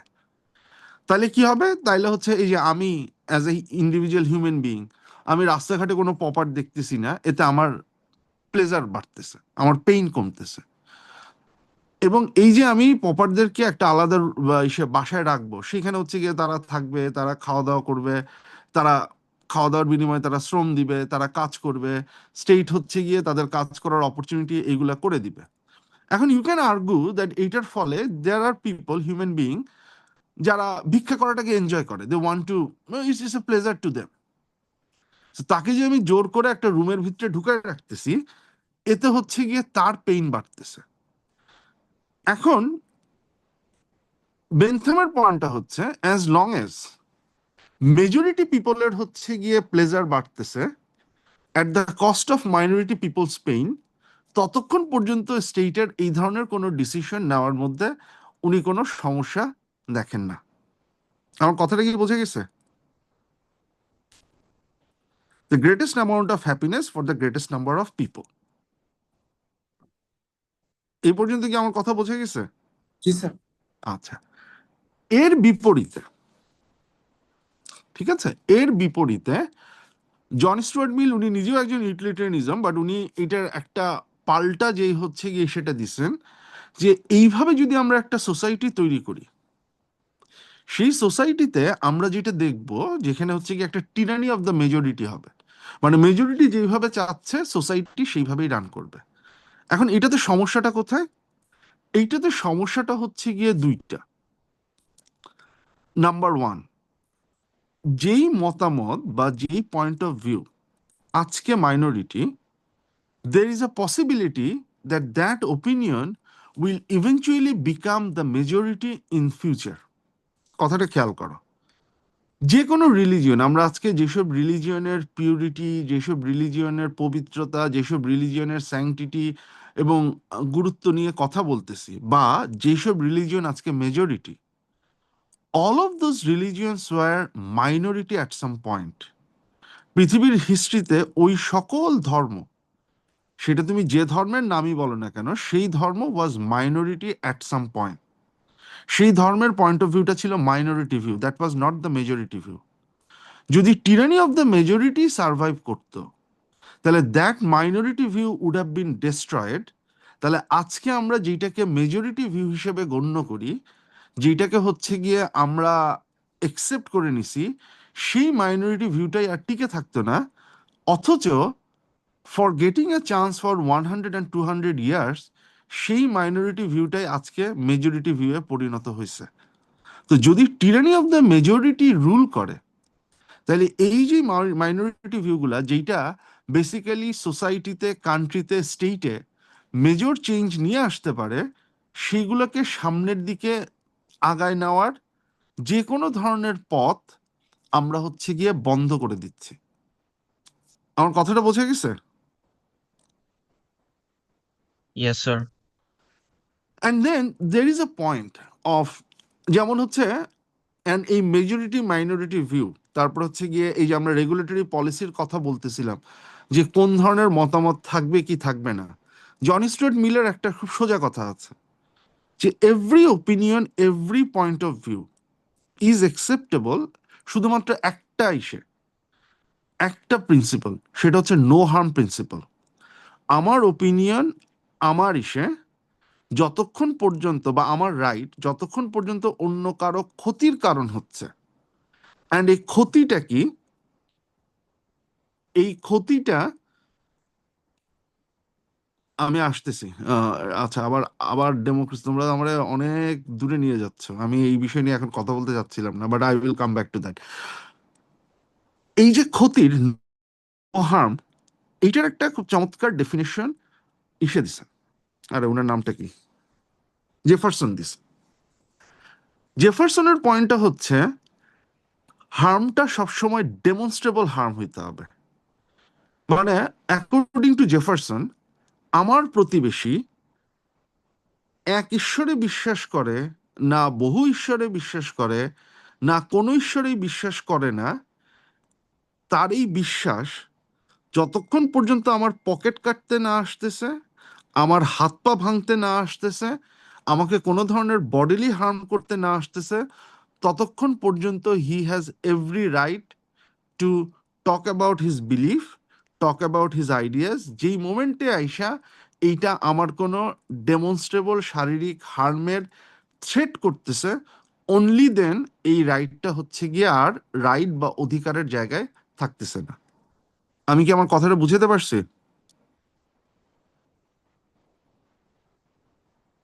So according to this principle, as long as you have a feelings, it doesn't matter someone's statement hurt your feelings. There is nothing called feelings hurt হওয়া বা না হওয়া। as long as সেই হার্ট হওয়া ফিলিংসটা তোমার পায়ের হাড্ডি গুড্ডি ভেঙে দিচ্ছে বা হচ্ছে গিয়ে তোমার পকেট কাটতেছে, ততক্ষণ পর্যন্ত according to this particular idea, John Stuart মিলের আইডিয়াই বলো বা জেফারসনের আইডিয়াই বলো, এইটা সেই নো হার্ম প্রিন্সিপালটাকে সাপোর্ট করতেছে, এটা কোনো হার্ম করতেছে না। দ্য মোমেন্ট এটা কোনো ধরনের বডিলি হার্মে চলে আসতেছে, at that moment state has a responsibility. মানে জিনিসটাকে আমি এইভাবে বলি যে লেটসে কেউ কোনো একটা বক্তব্য দিল, সেই বক্তব্য দেওয়ার জন্য তার যদি শারীরিক হার্ম হওয়ার কোনো ধরনের পসিবিলিটি থাকে, তাহলে তাকে প্রোটেকশনের দায়িত্ব হচ্ছে স্টেটের। স্টেট অ্যাটলিস্ট এইটুকু এনশিওর করবে যে তার মত প্রকাশের জন্য যেন তাকে মরতে না হচ্ছে বা মার খেতে না হচ্ছে। বাকিটা সে সোসাইটাল হারমোনি নষ্ট করতেছে কি করতেছে না, দ্যাট ইজ সামথিং, সেটা সোসাইটির ডিসকাশনের মাধ্যমে ডিসাইডেড হবে। সোসাইটি তার বিরুদ্ধে সামাজিক কোনো অবস্থান নিতে পারে।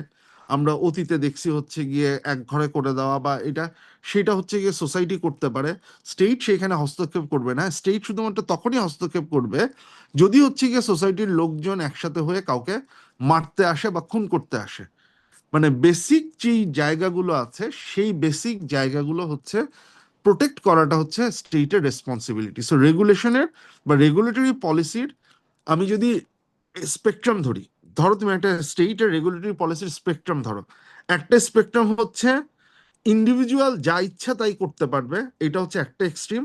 আরেকটা এক্সট্রিম হচ্ছে প্রত্যেকটা জিনিস স্টেট ঠিক করে দিবে, মানে একটা টোটালিটেরিয়ান স্টেট যেখানে স্টেট হচ্ছে যা ইচ্ছা তাই ঠিক করে দিবে, আর এটা হচ্ছে অ্যাবসলিউট অ্যানার্কি, যে যা ইচ্ছা তাই করবে।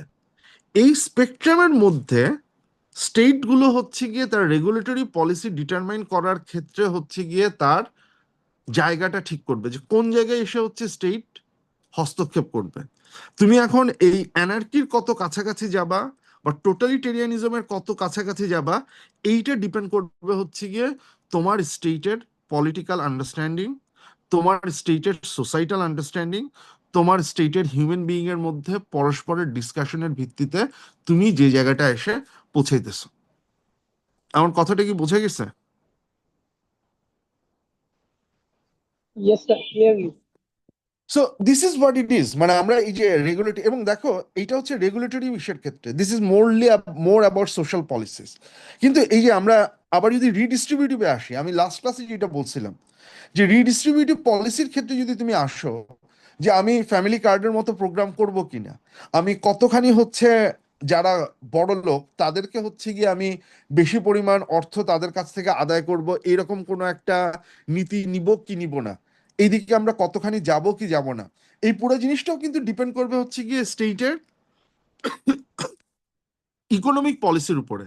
একটা স্টেট যদি ওয়েলফেয়ার লিবারেল হয়, সে যদি মনে করে যে দেশের মানুষ দরিদ্র, দরিদ্র মানুষদেরকে যথোপযুক্ত সহায়তা করা, তার পড়াশোনার ব্যবস্থা করা, তার খাবারের ব্যবস্থা করা, তাকে মাসে মাসে টাকা পয়সা দেওয়া, এইটা হচ্ছে স্টেটের রেসপন্সিবিলিটি, তাইলে তার রিডিস্ট্রিবিউটিভ পলিসির দিকে তার ফোকাস বা হচ্ছে গিয়ে তার কনসেন্ট্রেশন বেশি থাকবে। On the other hand, state যদি মনে করে যে আমি স্কুল খুলে রাখছি প্রতি কিলোমিটারে একটা, এখন এরপরে তুমি তোমার ছেলে মেয়েকে স্কুলে পাঠাইতে পারতেছো কি পারতেছো না সেটা তোমার রেসপন্সিবিলিটি, আমি বাজার ওপেন করে রাখছি, এই বাজারে এসে হচ্ছে গিয়ে তুমি কাজ করতেছো কি করতেছো না, এটা ভাই তোমার রেসপন্সিবিলিটি। তুমি যদি কাজ না পাও, আমি তোমাকে বড়জোর কিছু স্কিল তৈরি করার জন্য হেল্প করতে পারি, কিন্তু তারপরে যদি তুমি কাজ না পাও, আমি বাবা তোমার মাসে মাসে বেকার ভাতা দিতে পারবো না। সো তোমার রিডিস্ট্রিবিউটিভ পলিসিও at the end of the day স্টেটের হচ্ছে একটা বড় ধরনের পলিটিক্যাল ডিসিশনের উপরে উপরে ডিপেন্ড করতেছে। Now let me ask you a question. Regulatory policy, again it will create an impact on individual, এবং আমরা বুঝলাম যে এখানে একটা পলিটিক্সের একটা ব্যাপার আছে। একজন একটা কোয়েশ্চেন করছে যে the majority get its view and it's called tyranny, is in democracy the same thing? Actually no, that's not democracy. আমরা democracy is not always majority rule, democracy is more about checks and balances. আমরা যে কোনো একটা Democratic স্টেটে আমরা checks and balance কেন তৈরি করি? কেন হচ্ছে গিয়ে লেটসে আমি ধরো আমাদের একটা কনস্টিটিউশন আছে, ধরো ভবিষ্যতে এমন একটা কোনো রাজনৈতিক দল আসলো, তারা এসে বলল যে এই রাষ্ট্রে যারা হচ্ছে গিয়ে চশমা পরে না তারাই হচ্ছে সকল সরকারি চাকরি পাবে, কথার কথা। মানে আমি তোমাদের বুঝাতে যাচ্ছি যে এরকম কোন একটা পার্টিকুলার গোষ্ঠীকে সমর্থন দেওয়ার জন্য সে কোনো একটা আইন তৈরি করতে চাইলো, সে কি সেটা করতে পারবে? পারবে না। কারণ দেয়ার আর সাম সার্টেন, তোমার কনস্টিটিউশনে কিছু সার্টেন প্রিন্সিপাল দেওয়া আছে, তারপরে হচ্ছে সেগুলো পাশ করার কিছু সার্টেন মেকানিজম দেওয়া আছে, 2/3 মেজরিটির কথা বলা আছে। মানে ইউ এসেনশিয়ালি সিম্পল মেজরিটি হইলে হবে না, তোমাকে অ্যাবসলিউট মেজরিটি যেতে হবে। Democracy is not majority rule, democracy is more about এই চেকস অ্যান্ড ব্যালেন্স গুলোকে। কারণ ডেমোক্রেসিতে সবসময় মেজরিটি চাইলেই যা ইচ্ছা তাই করতে পারে না, আমরা চেকস অ্যান্ড ব্যালেন্স গুলো এই কারণেই তৈরি করি।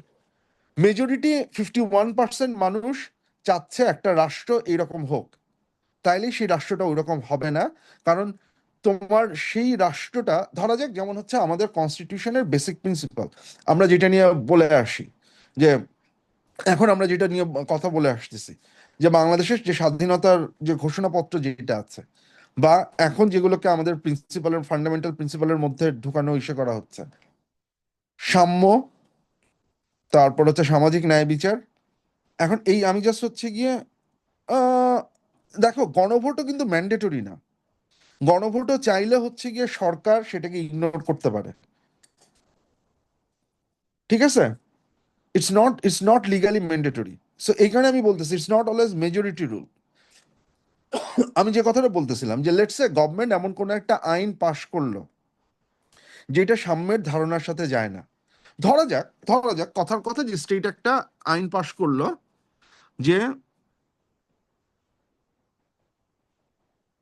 আচ্ছা, আমি ওই ইস্যুতে আমি আমার কথাটা শেষ করি, তারপরে আমি তোমার গণভোটের ইস্যুতে যাই, কারণ আমি তাহলে হচ্ছে আমি আবার আরেক দিকে চলে যাচ্ছি। যে কোয়েশ্চেনটার আনসার দিচ্ছিলাম আমি, যে ডেমোক্রেটিক একটা স্টেটে চেকস এন্ড ব্যালেন্স থাকে।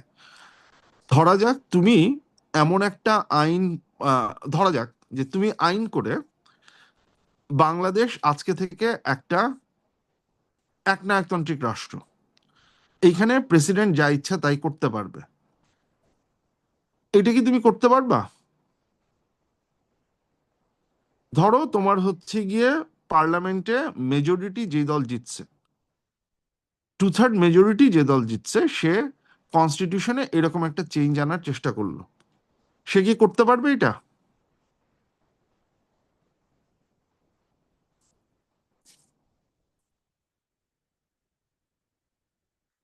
টু পারবে থার্ড এটা? মেজরিটি থাকলে পারবে, পারবে না।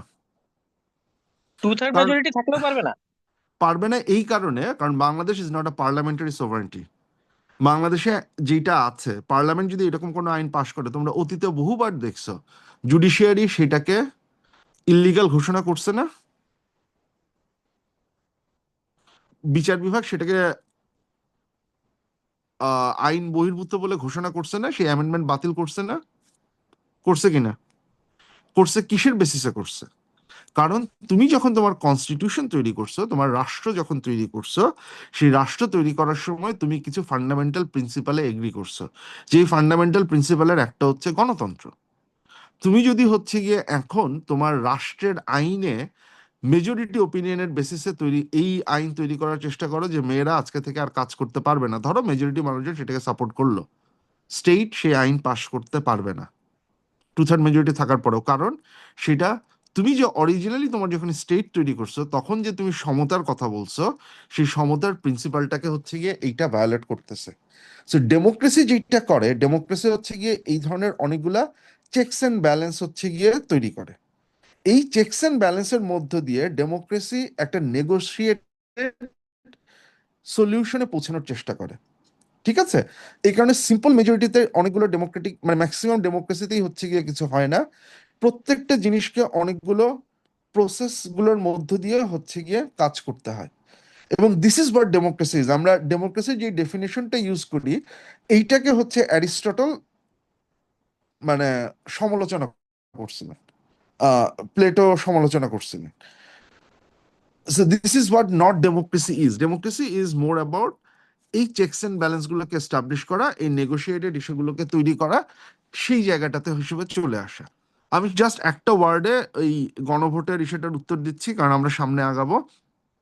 সেইটা হচ্ছে, তুমি যদি দেখো লিগালি এই গভর্নমেন্ট এই গণভোটটাকে ইগনোর করতে পারে, তুমি তার এগেনস্টে আসলে কোনো লিগাল মেজার নিতে পারবে না, কারণ আমার কনস্টিটিউশন ইস্যুতে কোথাও গণভোট নাই। যেটা হবে এটার একটা পলিটিক্যাল কস্ট আছে। গভর্নমেন্ট যখনই বলবে আমি গণভোট মানি না, তখন হচ্ছে গিয়ে তুমি এই গভর্নমেন্টকে বলতে পারবা যে এই যে বলছিলাম না যে তুমি মানে সরকারে যে ক্ষমতা আসে, বা তুমি হচ্ছে গিয়ে এইটার সাথে গাদ্দারি করবা, এই করবা, ওই করবা, তুমি আগেও এটা করছো, এটার একটা পলিটিক্যাল কস্ট আছে। আমি কি বুঝতে পারছি? সো এইটার কস্টটা হচ্ছে অনেক বেশি পলিটিক্যাল কস্ট। এইটার লিগাল কস্ট এস্টাবলিশ করা এক্সট্রিমলি এক্সট্রিমলি ডিফিকাল্ট। সো আমি মানে এই সেটারটা এই জায়গাতে থাকলাম। আচ্ছা, এখন আসো আরেকটা জিনিস। আমরা সোফার কথা বললাম রেগুলেটরি অ্যান্ড হচ্ছে গিয়ে রিডিস্ট্রিবিউটিভ পলিসি নিয়ে। ডিস্ট্রিবিউটিভ যে পলিসিগুলো, এগ্রিকালচার পলিসি হচ্ছে গিয়ে একটা ডিস্ট্রিবিউটিভ পলিসি, ইন্ডাস্ট্রিয়াল পলিসি হচ্ছে একটা ডিস্ট্রিবিউটিভ পলিসি ইন্ডাস্ট্রিয়াল সেক্টর ডেভেলপমেন্টের জন্য, এসএমই পলিসি হচ্ছে গিয়ে একটা ডিস্ট্রিবিউটিভ পলিসি। আমরা দেখলাম যে রেগুলেটরি পলিসি অ্যান্ড ডিস্ট্রিবিউটিভ পলিসির ক্ষেত্রে দেয়ার are some politics involve, right? আমরা ইন্ডিভিজুয়াল রাইটসের মাত্রা কতখানি ডিটারমাইন করতেছি, সেটার উপরে হচ্ছে রেগুলেটরি পলিসি ডিটারমাইন করতেছে। আমার ইকোনমিক পলিসি কতখানি ওয়েলফেয়ার লিবারেল হবে, কতখানি কনজারভেটিভ হবে, সেটার উপরে রিডিস্ট্রিবিউটিভ পলিসি ডিপেন্ড করতেছে। ডিস্ট্রিবিউটিভ পলিসির ক্ষেত্রে কি কোনো ধরনের পলিটিক্যাল কনসিডারেশন থাকতে পারে? এই যে আমি ফার্মারদের জন্য একটা পলিসি বানাবো, এগ্রিকালচার পলিসি বানাবো, আমি তোমরা কিছুদিন আগে দেখছো যে মোবাইল ফোনের ব্যবসায়ীদের ব্যবসা ইসে করার জন্য একটা গভর্নমেন্ট একটা পলিসি ডিসিশন নিছে। এইগুলোর পেছনে কি কোনো পলিটিক্স থাকে? তাহলে কি ধরনের পলিটিক্স থাকে?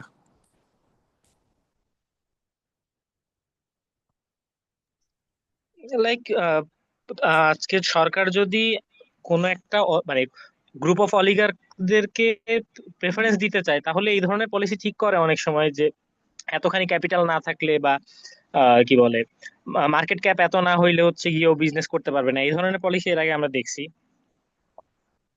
এটার আরো মানে সম্ভাব্য কারণ হচ্ছে গিয়ে অলিগার্করা তাদেরকে ফান্ড করে। এনবিআর এর কথা আমি সরাসরি বলতেছি না, but okay, you guys are good, you guys are very good, I am happy. You are absolutely right.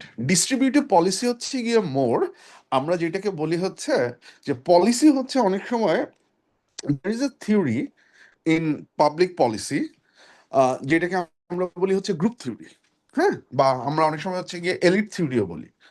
যে পলিসিগুলো তৈরি হয় হচ্ছে গিয়ে অনেক সময়, মানে অনেক সময় পলিসি তৈরির ক্ষেত্রে তুমি আমি আমরা উই ডোন্ট ম্যাটার, আমরা আসলে ম্যাটার করি না। আমরা কি বলতেছি না বলতেছি আমরা অনেক সময় জানিও না যে কি পলিসি তৈরি হয়। হ্যাঁ, পলিসি হচ্ছে কি অনেক সময় ইটস অ্যান এলিট বার্গেন। এলিটরা হচ্ছে নিজেদের মধ্যে বার্গেনিং এর মাধ্যমে হচ্ছে গিয়ে পলিসিগুলো তৈরি করার চেষ্টা করে। ডিস্ট্রিবিউটিভ পলিসি হচ্ছে যেমন ধরো তুমি যখন এগ্রিকালচার পলিসি তৈরি করতেছো, এখন এই এগ্রিকালচার পলিসিতে আমাকে জাস্ট নর্মালি বলো কার কার ইন্টারেস্ট থাকে? এনইআর নিয়ে কথা বলতেছিলাম, রাইট? আচ্ছা, এগ্রিকালচার পলিসি নিয়ে কার কার ইন্টারেস্ট থাকবে? স্যার সার কারখানার মালিক, দেন হইতেছে রাইট, তো, অ্যাবসলিউটলি। তারপর হইতেছে যারা হিমা মানে হিমাঘর না কি যেন বলা হয়, এগুলো হইতেছে হিমাগার, ব্যবসা করে। হিমাগার, হ্যাঁ হিমাঘর। হ্যাঁ, থাকবে অ্যাবসলিউটলি। তারপরে যারা হচ্ছে বড় এগ্রিকালচারাল প্রোডাকশনের ব্যবসা করে, যারা এগ্রি প্রোডাক্টস নিয়ে হচ্ছে যারা বিজনেস করে, তারা ফার্মারদের ইন্টারেস্ট থাকবে। কিন্তু মজার ব্যাপারটা হচ্ছে আমরা যেটা দেখি নর্মালি ডিস্ট্রিবিউটিভ পলিসির ক্ষেত্রে, যেই গ্রুপ যত বেশি অর্গানাইজড সেই গ্রুপ হচ্ছে তত বেশি কাজ করতে হবে। আমি তোমাদের একদম একটা কনক্রিট এক্সাম্পল দিই। তোমাদের মনে আছে যে 2023-এর দিকে গার্মেন্টস ফ্যাক্টরিতে বা গার্মেন্টস এর মিনিমাম ওয়েজ নিয়ে একটা আন্দোলন হইলো, তারপরে মিটিং হইলো, তারপরে হচ্ছে গিয়ে তোমার আহ একটা ন্যূনতম মিনিমাম ওয়েজ ডিটারমাইন করা হলো। তোমাদের মনে আছে কাহিনীটা? জি স্যার। আমি তোমাদের বলি কি হয়েছে। এসেনশিয়ালি যেটা ছিল এর আগে, যে তোমার মিনিমাম ওয়েজ ছিল হচ্ছে 8,000-এর মতো, 8,000 টাকার মতো ছিল গার্মেন্টসে। সো তোমরা বুঝতেই পারতেছো যে গার্মেন্টস ওনার যারা, they want to keep the minimum wage as low as possible. তারা এটাকে যত কম রাখতে পারে তত হচ্ছে গিয়ে তাদের সুবিধা। অন দি আদার হ্যান্ড, কারা চায় হচ্ছে গিয়ে গার্মেন্টস শ্রমিকদের বেতন বাড়ুক? অফকোর্স গার্মেন্টস শ্রমিকরা নিজেরা চায়। কারণ গার্মেন্টস শ্রমিকরা তো আর হচ্ছে গিয়ে নিজেরা একলা একলা এসে করতে পারে না। So they have different groups, বিভিন্ন শ্রমিক সংগঠন আছে, ফেডারেশন আছে, and they try to bargain on behalf of those labourers. এই বার্গেনটা যখন শুরু হয়, এই বার্গেনটা শুরু হওয়ার সময় বাংলাদেশে গার্মেন্টস ফেডারেশন সব মিলায় আছে হচ্ছে গিয়ে তোমার 70টার মতো। ক্যান ইউ ইমাজিন যে 70টার মতো হচ্ছে গার্মেন্টস মানে শ্রমিকদের সংগঠন আছে। এর মধ্যে কিছু আছে নামকাওয়াস্তে, 60-এর মতো আছে হচ্ছে গিয়ে ইসে। এই শ্রমিক সংগঠনগুলো ইনিশিয়ালি তারা একটা ঐক্যমত্য পৌঁছেছিল, মানে এবং তারাও আসলে মিনিমাম ওয়েজের ব্যাপারে তাদের কোনো ঐক্যমত্য ছিল না এসেনশিয়ালি, যে মিনিমাম ওয়েজ কত হওয়া উচিত। কিছু সংগঠন বলছিল যে হওয়া উচিত হচ্ছে 24,000, কিছু সংগঠন বলতেছিল 18,000, কিছু সংগঠন বলতেছিল 19,000। তো মোটামুটি একটা রেঞ্জ ছিল হচ্ছে 18,000 থেকে 24,000-এর মধ্যে। মোটামুটি সব শ্রমিক সংগঠন একমত যে এইরকম একটু মানে হওয়া উচিত। তো যখন তোমাদের মনে আছে যে শেষ পর্যন্ত মিনিমাম ওয়েজ আসলে কত হয়েছিল? স্যার 8,000 টাকা মনে হয়। না, লাস্ট যেটা হয়েছে সেটা ছিল 12,000 টাকা। মজার ব্যাপার হচ্ছে এই 12,000 টাকাটা কিন্তু আসলে অ্যাকচুয়ালি আগে মনে হচ্ছে তোমার কাছে বাড়ছে, কিন্তু আসলে কিন্তু এটা কমছে। কমছে কিভাবে জানো? যে আগে ধরো এই আহ, আট এই 8,000-এর বাইরে, মানে আগে যেটা ছিল। সো তার সাথে তোমার ওই চিকিৎসা অ্যালাউন্স, এই হ্যান ত্যান এই সব কিছু যুক্ত হয়ে ওদের সংখ্যাটা আরো বাড়তো, প্লাস হচ্ছে তোমার ওভার টাইমের একটা আলাদা রেট ছিল। সেই এখন যেটা হয়েছে তোমার এই 12,000-এর মধ্যে এই সবকিছু ঢুকে গেছে এবং ওভার টাইমের অপরচুনিটি অনেক কমে গেছে। এক অর্থে শ্রমিকরা বঞ্চিত হয়েছে, শ্রমিকরা আসলে তাদের ইসে বাড়ে নেই। এখন এই ঘটনাটা কেন ঘটছে জানো?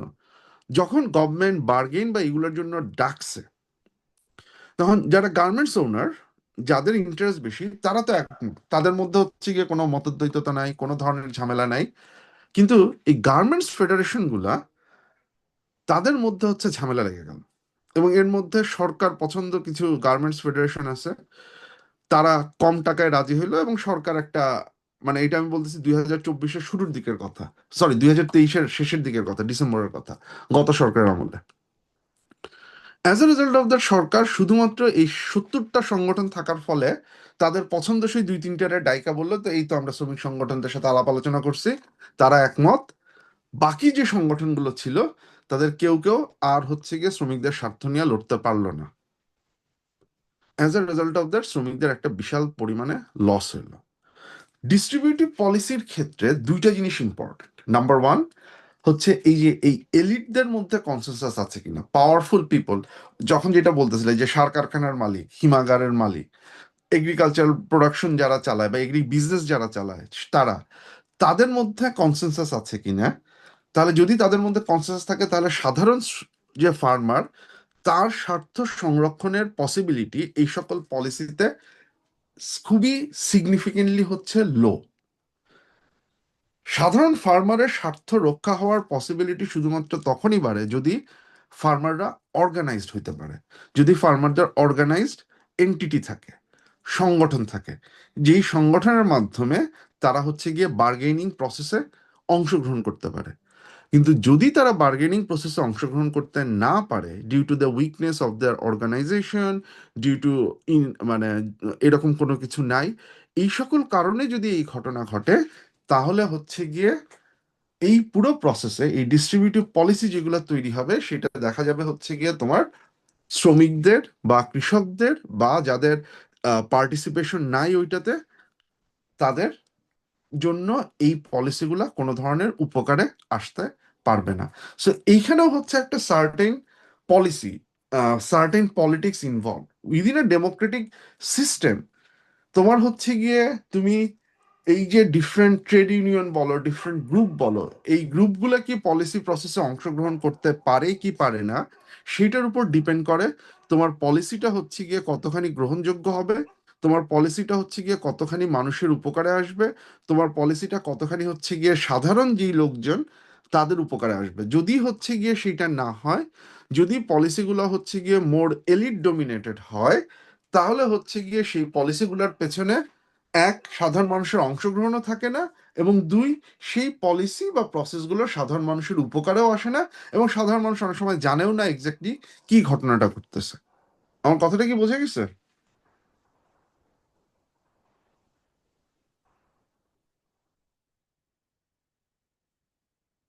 Yes sir. সো এই যে ক্লাসিফিকেশনটা আমি দেখালাম, এবার আমি একটু ইসেতে আনতেছি। এই যে ক্লাসিফিকেশনটা আমি দেখালাম, এই ক্লাসিফিকেশনটা তৈরি করছিলেন হচ্ছে থিওডর লোই। লোই, বাট ওনার কেস স্টাডি ছিল ইউএসএ। উনি ইউএসএ এর উপরে বেস করে, উনি ইউএস এর এক্সপিরিয়েন্সের উপরে বেস করে উনি এই পলিসিগুলো তৈরি করছিলেন। এবং উনার আরেকটা যেটা নিয়ে আমি আলাপ করি নাই, কনস্টিটিউয়েন্ট পলিসি, যেটা কারণ because he actually constituent policy বলতে, থিওডর লোইর অরিজিনাল যদি লেখাটা দেখো, he could not identified anything. কারণ উনি একটা, যেটা মজার ব্যাপার, এটা একটা মজার ব্যাপার এবং একটা হাস্যকর ব্যাপার, উনি যখন এই 2x2 টেবিল তৈরি করছেন, likelihood of coercion, applicability of coercion, likelihood of coercion remote, immediate, আর হচ্ছে গিয়ে applicability of coercion individual environment, এইভাবে রেখে উনি যখন 2x2 টেবিলটা তৈরি করছেন, তখন হচ্ছে এসেনশিয়ালি উনি ডিস্ট্রিবিউটিভ, রেগুলেটরি অ্যান্ড রিডিস্ট্রিবিউটিভ, এই তিনটা পলিসি উনি আইডেন্টিফাই করতে পারছিলেন, কিন্তু কনস্টিটিউয়েন্ট পলিসি বলে উনি আসলে তেমন কিছু আইডেন্টিফাই করতে পারেন নাই। As a result of that ওইটাকে হচ্ছে কি উনি সাইডে রেখে দিছিলেন, কিন্তু লোই উনার লাইফ টাইমে এই কনস্টিটিউয়েন্ট পলিসিকে খুব বেশি এক্সপ্লেন করেন নাই, বা এটা নিয়ে খুব একটা কাজ করেনও নাই, পরবর্তীতে কেউ করে নাই। এবং পরবর্তীতে এটাকে আমরা যখন বিভিন্ন দেশের পার্সপেক্টিভে ফালাই, আমরা হচ্ছে গিয়ে এইটাকে এই তিনটা ভাগে ভাগ করি: ডিস্ট্রিবিউটিভ, রেগুলেটরি অ্যান্ড রিডিস্ট্রিবিউটিভ। এর মাঝখানে যদি তুমি টাইপ অফ পলিটিক্সে দেখো, রেগুলেটরির ক্ষেত্রে একমাত্র যেটা বলা হয়েছে যে ইটস কনফ্লিকচুয়াল, এখানে প্রচন্ড কনফ্লিক্ট হওয়ার পসিবিলিটি আছে। অন দি আদার হ্যান্ড ডিস্ট্রিবিউটিভের ক্ষেত্রে ইটস কনসেনসুয়াল, কারণ কনসেনসুয়াল বলা হচ্ছে এই কারণে যে given that it's an elite driven policy, এলিটদের মধ্যে যতক্ষণ পর্যন্ত হচ্ছে গিয়ে তোমার কনসেনসাস থাকে, as a result of that এই পলিসিতে কনফ্লিক্ট খুব একটা হয় না, কারণ এটা এলিটদের যেই মতামত, এলিটদের যে পয়েন্ট অফ ভিউ, সেইটাকেই হচ্ছে গিয়ে এইটা রিফ্লেক্ট করে। এবং এই কারণে ডিস্ট্রিবিউটিভ পলিসিগুলো স্টেবল হয় এই কারণে যে এলিটরা যেহেতু একমত যে পলিসিটা কিরকম হবে, কাজে এলিটদের মধ্যে বড় ধরনের কোনো ভাঙন না আসলে বা বড় ধরনের কোনো আন্দোলন না হইলে ডিস্ট্রিবিউটিভ পলিসি বড় ধরনের কোনো চেঞ্জ হয় না।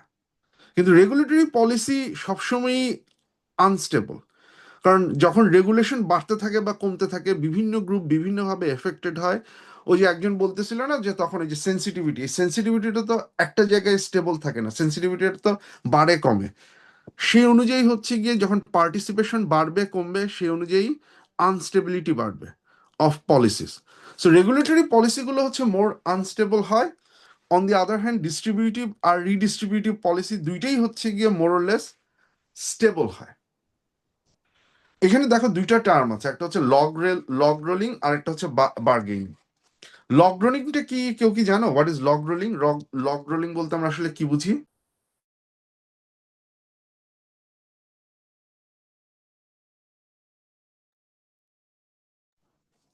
কারো কোনো আইডিয়া আছে লগ রোলিং কি?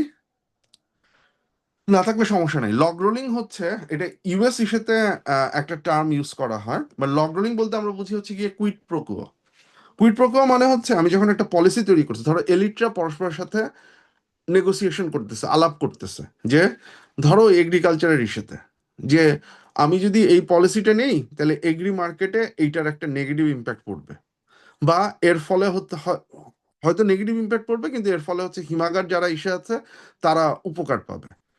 So then they come to some sort of quid pro quo, যে ঠিক আছে, এটাকে অফসেট করার জন্য এই পলিসির আন্ডারে তোমাকে আগামী 15 বছর কোনো একটা সাবসিডি দেওয়া হবে তোমার এই ক্ষতিটাকে ডিল করার জন্য। ঠিক আছে, বিনিময়ে তুমি এই ক্ষতিটাকে আপাতত মেনে নাও। এই যে কুইট প্রোকো যে জিনিসটা আছে, সেইটা হচ্ছে গিয়ে তোমার আমরা লগ রোলিং এর জায়গাটাতে নিয়ে আসি। ঠিক আছে, রেগুলেটরির ক্ষেত্রে মোরলেস বা রিডিস্ট্রিবিউটিভের ক্ষেত্রে মোর যে জিনিসটা ঘটে সেটা হচ্ছে বার্গেনিং। মানে একটা আরেকটার সাথে হচ্ছে গিয়ে বার্গেন করে, যে তুমি যদি এইটা আমাকে দাও তাহলে বিনিময়ে হচ্ছে গিয়ে পরস্পরের সাথে, এখানে বার্গেনটা হয় পরস্পরের সাথে। ওইখানে যেমন ডিস্ট্রিবিউটিভের ক্ষেত্রে স্টেট দেয়, স্টেট তোমাকে হচ্ছে গিয়ে একটা ক্ষতিপূরণ দিচ্ছে বা সেটা দিচ্ছে। রেগুলেটরির ক্ষেত্রে বার্গেনটা হয় হচ্ছে গিয়ে যারা এটাতে পার্টিসিপেট করতেছে তাদের মধ্যে, তারা এক ধরনের নেগোশিয়েটেড সেটেলমেন্টে আসে। এই যে যেমন আমরা বললাম যে অনুভূতি আহত হওয়া, এটা ডেফিনেশনটা কি হবে? এই ডেফিনেশনটা স্টেটেড যে অ্যাক্টররা আছে তারা বার্গেনের মাধ্যমে ডিপেন্ড করে। তখন যে কথাটা বলতেছিল যে যেই দেশে 90% পিপল একটা সার্টেন রিলিজিয়নে বিলং করে, তাদের বার্গেনিং পাওয়ার বেশি, তো তারা তাদের রেগুলেটরি পলিসিতে হচ্ছে গিয়ে তাদের অংশটুকুর উপরে হাইলাইট করবে। যেই দেশে হচ্ছে গিয়ে ধরো 90% অন্য কোনো রিলিজিয়নের ইসে বেশি, তারা হচ্ছে গিয়ে তাদের যে পয়েন্ট অফ ভিউটা সেইটাকে ইসে করবে, সেইটার উপরে বেস করে বার্গেনটা হবে। আমার কথাটা কি বোঝা গেছে?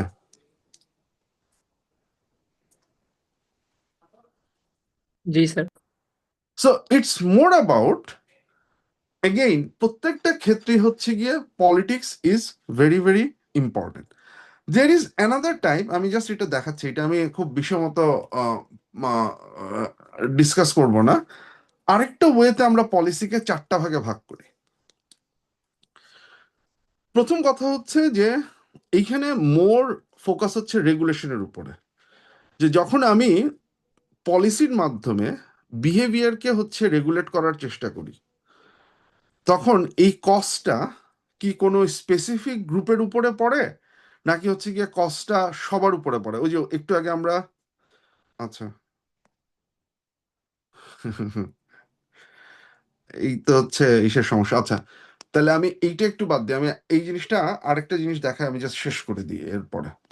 আচ্ছা, এই যে তোমরা এই জিনিসটা দেখলা, হ্যাঁ, আমি এই ডিস্ট্রিবিউটিভ তোমাদের যে আমি কেভিন স্মিথের যে বইটা দিছি না আমি তোমাদের ইসেতে ক্লাসরুমে, ইয়েস স্যার। স্মিথের বইয়ের প্রথম দুইটা চ্যাপ্টারে তোমরা এই টাইপোলজিটাও পাবা, এবং হচ্ছে গিয়ে ও আরো ডিটেলস ওয়েতে পাবা, আমি খুব সংক্ষেপে বুঝাইছি। অ্যান্ড হচ্ছে গিয়ে একই সাথে তোমরা ইয়েটাও পাবা, ওই যে আমি যে 5টা মেইন ফিচারের কথা বলছিলাম সেই জিনিসটা পাবা। পুরো এক্সপ্লেনেশন হয়তো পাবা না, যেটা আমরা হচ্ছে গিয়ে ক্লাসে করলাম। আচ্ছা, যেটা হচ্ছে এই ডিস্ট্রিবিউটিভই বলো, রেগুলেটরি বলো, রিডিস্ট্রিবিউটিভই বলো, হ্যাঁ আমি আমি দিয়ে দিব এই স্লাইডটা। আমি যেহেতু আমি পুরোটা শেষ করতে পারি না এই কারণে এর আগের দিন দিই না, এখন আমি দিয়ে দিব এটা। সো যেটা হচ্ছে ইম্পর্টেন্ট, এই প্রত্যেকটা ক্ষেত্রেই দেখো একটা পলিটিক্স ইনভলভ আছে। কিন্তু এসেনশিয়ালি আমরা যখন পলিসি পড়ি, হ্যাঁ, আমরা দেখবা যে এটাকে আমরা বলি স্টেজেস অফ পলিসি প্রসেস। আমরা এই জিনিসটাকে ফলো করি যে পলিসি কিভাবে ডেভেলপ করা হয়। যে প্রথমে একটা প্রবলেম আসে যেটাকে আমরা বলি agenda setting, identification of issues on problems. সেটার পরে হচ্ছে গিয়ে আমরা পলিসিটা ফর্মুলেট করি যে এই প্রবলেমটাকে সলভ করার জন্য আমরা কি ধরনের পলিসি নিতে পারি। তারপরে হচ্ছে গিয়ে আমরা পলিসিটাকে অ্যাডপ্ট করি। অ্যাডপ্ট করার পরে আমরা মানে এখানে তো পলিসি ফর্মুলেশনে এসে 3-4টা অল্টারনেটিভ আসে যে এই প্রবলেমটাকে আমরা কিভাবে সলভ করতে পারি। যেমন ধরো ফর ইনস্টেন্স একটা প্রবলেম হচ্ছে চাইল্ড ওবিসিটি, যে চাইল্ডরা ওবিস হয়ে যাচ্ছে, যে 0 to 5 ইয়ারে চাইল্ডরা বা হচ্ছে টিনেজারদের ওবিসিটি বাড়তেছে। আর ওবিসিটি বাড়ার জন্য আমি কি করতে পারি? একটা অপশন হইতে পারে যে আমি ঢাকা শহরে খেলাধুলার জায়গা বাড়াবো। একটা অপশন হইতে পারে হচ্ছে আমি প্রসেস ফুড যেগুলো আছে সেই প্রসেস ফুডের ব্যবহার কমাবো।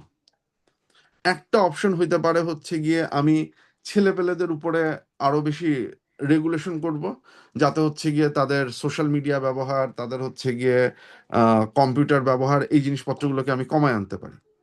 একটা হইতে পারে যে আমি পাবলিক অ্যাওয়ারনেস রেইজ করব বাবা মার, যাতে হচ্ছে গিয়ে বাবা মা ছেলে মেয়ের হেলথের উপরে হচ্ছে গিয়ে জোর দেয়। এই ধরনের পলিসি ফর্মুলেশনে এসে আমরা এই ধরনের বিভিন্ন অল্টারনেটিভ গুলোকে আইডেন্টিফাই করি, এবং আইডেন্টিফাই করে বোঝার চেষ্টা করি এগুলার কোনটা কোনটা আমরা নিতে পারবো, কোনটা কোনটা আমরা নিতে পারবো না। এইটা হচ্ছে পলিসি অ্যাডপশন লেভেলে। পলিসি অ্যাডপশন লেভেলে এসে এই যে অল্টারনেটিভ গুলো যে আমরা আইডেন্টিফাই করছি সেগুলোর মধ্যে থেকে এক বা একাধিক আমরা গ্রহণ করি যে ঠিক আছে, তাহলে চাইল্ডহুড ওবেসিটি দূর করার জন্য এইটা হচ্ছে আমার পলিসি। তারপরে আমরা সেটাকে ইমপ্লিমেন্টে যাই। যদি আমি লেটস সে আমি পার্ক বানানোর কাজ শুরু করলাম, so I took initiatives to design আমি কিভাবে পার্ক বানাইতে পারি, খেলার মাঠ বানাইতে পারি, আমি রিয়েল এস্টেট কোম্পানির সাথে কি ধরনের নেগোশিয়েট করে জায়গা তৈরি করতে পারি। So that's policy implementation. And then হচ্ছে গিয়ে আমি পলিসি ইভালুয়েশন করি যে আমার যে উদ্দেশ্য ছিল চাইল্ডহুড ওবেসিটি কমানোর, আমি 5 বছর পলিসিটা চালাইছি, এখন কি আমার ওবেসিটি কমছে না কমে নেই, কতখানি কমছে, আমি যেরকম আশা করছিলাম সেই রকম কি কমছে। পলিসি ইভালুয়েশন থেকে আইদার দেখা যায় যে পলিসিটা কাজ করছে, সো আই এম ফাইন, অথবা যেটা হয় হচ্ছে গিয়ে দেখা যাচ্ছে পলিসিটা কাজ করে নাই, তখন আবারও আমি হচ্ছে গিয়ে প্রবলেম নিয়ে কাজ করা শুরু করি। আমার কথাটা কি বোঝা গেছে?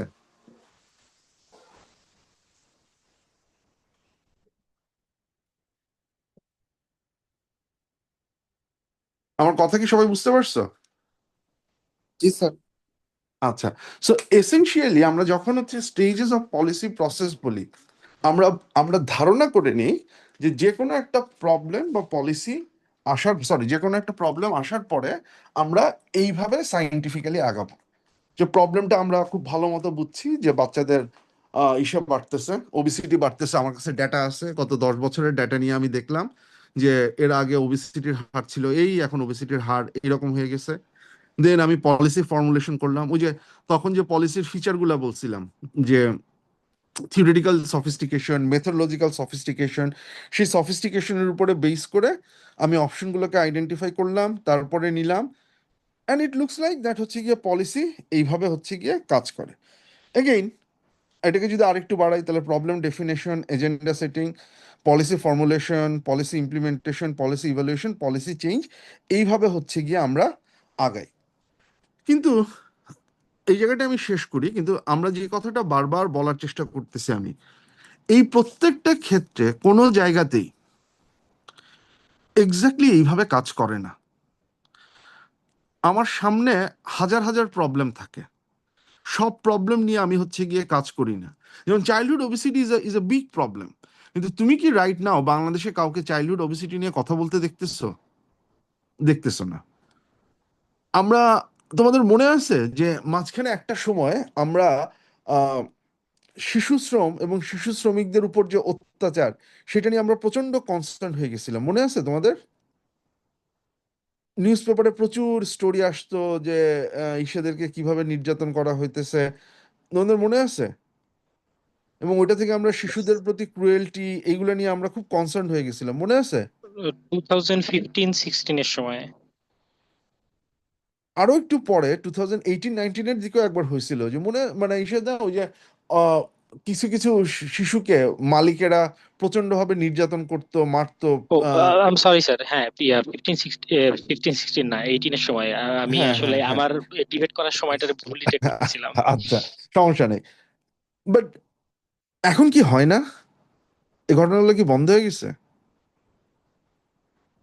কয়েকদিন আগেও 2টা রিপোর্ট আসছে, খুব সিগনিফিক্যান্ট, মানে কি বলে, রাইট, প্রভাবশালী মানুষদের বাসায়। রাইট, বাট খেয়াল করে দেখো, মানে দিস ইজ হোয়াট হ্যাপেন্স, যে একটা সময় হ্যাঁ মিডিয়াতে আসা বন্ধ, একটা সময় হঠাৎ করে আসে, ওটা প্রবলেম হয়, তখন হচ্ছে সরকার একটু ওকে নড়ে চড়ে বসে যাচ্ছে, ঠিক আছে কি করা যায় না করা যায়, তারপরে মিডিয়াতে আসা বন্ধ হয়ে যায়, আমরাও ভুলে যাই, ওই গল্পটা আবার হারায় যায়। মানে ওইটা ওইটা কিন্তু তাহলে আর তোমার পলিসিতে আসলো না।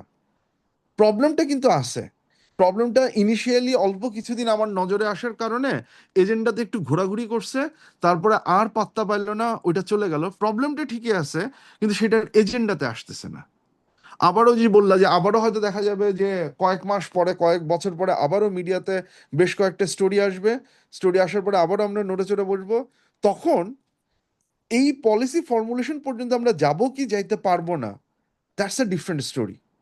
এখানে কিন্তু মানে normally stage of policy process দেখলে মনে হয় যে যে মোমেন্টে একটা প্রবলেম আসবে তখনই বোধহয় আমরা পলিসি ফর্মুলেশনে যাব। আনফর্চুনেটলি সেটা হয় না। বা অনেক সময় যেটা হয়, it is not only about, মানে তোমার it's not only about bias media, এটা আমাদেরও মানুষেরও অ্যাটেনশন স্প্যানের না ঝামেলা আছে, আমরা এই অ্যাটেনশন স্প্যান ধরে রাখি না, আমরা নিজেরাও ভুলে যাই। এবং যখন আমরা ভুলে যাই, এবং যেটা আমরা ফার্স্ট ক্লাসে বলছিলাম যে পলিটিক্যাল অ্যাক্টরস আর রেশনাল অ্যাক্টরস, ওদের যদি না মনে হয় যে এই কার্যক্রম বা এইটার সাথে ভোটের কোনো সম্পর্ক আছে, বা ক্ষমতায় টিকে থাকার কোনো সম্পর্ক আছে, বা ক্ষমতায় যাওয়ার কোনো সম্পর্ক আছে, they will forget, we will forget, this is politics. আবার যদি কোনো পলিটিক্যাল পার্টি মনে করে যে লুক এইটা তো একটা ভালো এজেন্ডা, এইটার উপরে বেস করে তো আমি সরকারি দলে নাচাইতে পারবো এবং আমার ভোট বাড়বে, তাহলে হচ্ছে কি দে উইল কিপ পুশিং ইট, এবং সেই পুশের কারণে government will be force to design some sort of policy. এই ঘটনাগুলো হচ্ছে গিয়ে মানে, সো এই স্টেজটাতে অনেক সময় এজেন্ডাতে আসার পরে এটার পলিসি ফর্মুলেশন পর্যন্ত যায় না, বা অনেক সময় শুধু পলিসি ফর্মুলেশন পর্যন্ত আসে, তারপরে আর পলিসি অ্যাডপশনে আসে না, মানুষজন হচ্ছে গিয়ে ভুলে যায়। আমরা পাবলিক পলিসিতে একটা শব্দ ইউজ করি যে উইন্ডো অফ অপরচুনিটি। একটা দুঃখজনক এবং মানে একই সাথে গুরুত্বপূর্ণ কথা হচ্ছে কি জানো, যখনই কোনো ক্রাইসিস তৈরি হয়, যে কোনো ক্রাইসিস, ক্রাইসিস কিন্তু শুধু ক্রাইসিস না, পলিসির জন্য ক্রাইসিস হচ্ছে একটা উইন্ডো অফ অপরচুনিটি তৈরি করে। যখনই একটা ক্রাইসিস তৈরি হয়, তখনই হচ্ছে গিয়ে তোমার কোনো একটা আইডিয়া, কোনো একটা আলোচনার পলিসিতে ঢোকার একটা জায়গা পায়। ক্রাইসিস না হলে অনেক সময় এটা হয় না। তুমি যদি আমেরিকার দিকে দেখো, I don't know whether you know that ওইখানে সেক্সুয়াল অফেন্ডার যারা, আমেরিকায় একটা সময় যেটা হতো যে ধরো যে কোনো একজন লোক, সে হচ্ছে সেক্সুয়াল অফেন্ডার, সে ছাড়া পাইছে, ছাড়া পাওয়ার পরে কেউই জানতো না, সে আবার সোসাইটিতে ইনগ্রেন্ড হয়ে যেত, অ্যান্ড দেন সে হয়তো আবারও কোনো একটা সেক্সুয়াল অফেন্স করতো। একবার একটা ঘটনা ঘটছে, যে ঘটনার ফলে যেটা হয়েছে যে একজন সেক্সুয়াল অফেন্ডার, সে আসার পরে সে তারপরে হচ্ছে গিয়ে আরেকটা কিশোরী মেয়েকে বা বাচ্চা মেয়েকে সে সেক্সুয়ালি অ্যাসল্ট করছে এবং মেয়েটা মারা যায়। এইটার পরে তার বাবা মা একটা ব্যাপক আন্দোলন তৈরি করে, তার ফলশ্রুতিতে আমেরিকাতে এখন হচ্ছে সেক্সুয়াল অফেন্ডারের একটা রেজিস্ট্রি তৈরি হয়। এইরকম কেউ যে হচ্ছে গিয়ে আন্ডার এজ গার্ল বা আন্ডার এজ বয় এইরকম কোনো সেক্সুয়াল অ্যাসল্টের সাথে জড়িত, সে যখন বের হয় তখন হচ্ছে গিয়ে ওই কমিউনিটিতে জানায় দেওয়া হয় যে সামওয়ান লাইক ইউ এই সেটা হয়েছে। So and then people can get notice. এখন তুমি এটার তার রাইটস নিয়ে তুমি কোয়েশ্চেন তুলতে পারো, দ্যাটস অ্যানাদার কোয়েশ্চেন। বাট আমি যেটা বলতে চাচ্ছি যে এই যে একটা ঘটনা ঘটছে, এই ঘটনাটা অনেক সময় হচ্ছে গিয়ে একটা পলিসি চেঞ্জ করার বা একটা পলিসি ইন্ট্রোডিউস করার একটা অপরচুনিটি তৈরি করে। সো এই প্রত্যেকটা জায়গায় পলিটিক্সটা হচ্ছে ইম্পর্ট্যান্ট। সো আমরা stage of policy process, okay we need to understand that এইভাবে এই কাজটা হয়, কিন্তু ইন রিয়েলিটি সত্যিকার অর্থে পৃথিবীতে ম্যাক্সিমাম ক্ষেত্রে পলিসিগুলো এই স্টেজ অনুযায়ী তৈরি হয় না। কিভাবে তৈরি হয় সেটার একটা মডেল আমরা নেক্সট ক্লাসে পড়বো, যেটাকে আমি বলতেছি মাল্টিপল স্ট্রিম ফ্রেমওয়ার্ক। আমি তোমাদের আরেকটা বই আমি এসে আপলোড করব, সেটাতে মাল্টিপল স্ট্রিম ফ্রেমওয়ার্কের উপর একটা চ্যাপ্টার আছে, জাস্ট রিড দ্যাট চ্যাপ্টার, কোন চ্যাপ্টারটা সেটাও আমি বলে দিব, ঠিক আছে?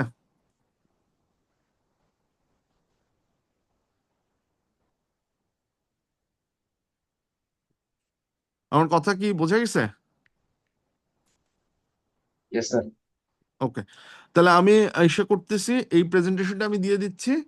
আর আরেকটা যে বই দিব that will be our major book, ওইটা থেকে হচ্ছে আমরা বেশ কয়েকটা এসে পড়বো। ওকে, আমি আরো পড়াইতে রাজি আছি, আমার কোনো আপত্তি নেই, কিন্তু লোকজন বলতেছে হচ্ছে তাদের নাকি স্যার ঘুম প্লিজ পাচ্ছে। স্যার, আজকে আর না স্যার। স্যার অনেক ঘুম পাচ্ছে না স্যার, আমি একটু বুঝছি, পর এই তো কারণে আবার এই উঠতে কারণে হবে এই স্যার। কারণে এই কারণে হচ্ছে কি আমি ওই 10:30টা আমি ইসে, সরি এটা ইসে হচ্ছে আমার। নো স্যার, আচ্ছা ইটস ঠিক, ওকে স্যার, আজকের জন্য it's okay sir, no problem আচ্ছা স্যার। ঠিক ওকে, আছে, থ্যাংক ইউ স্যার। ওকে ঠিক আছে। স্যার আসসালামু আলাইকুম স্যার।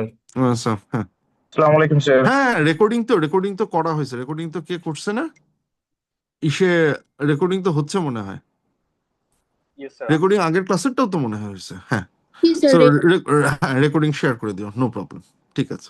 ওকে। ওকে ওকে, আসসালামু আলাইকুম স্যার। আচ্ছা।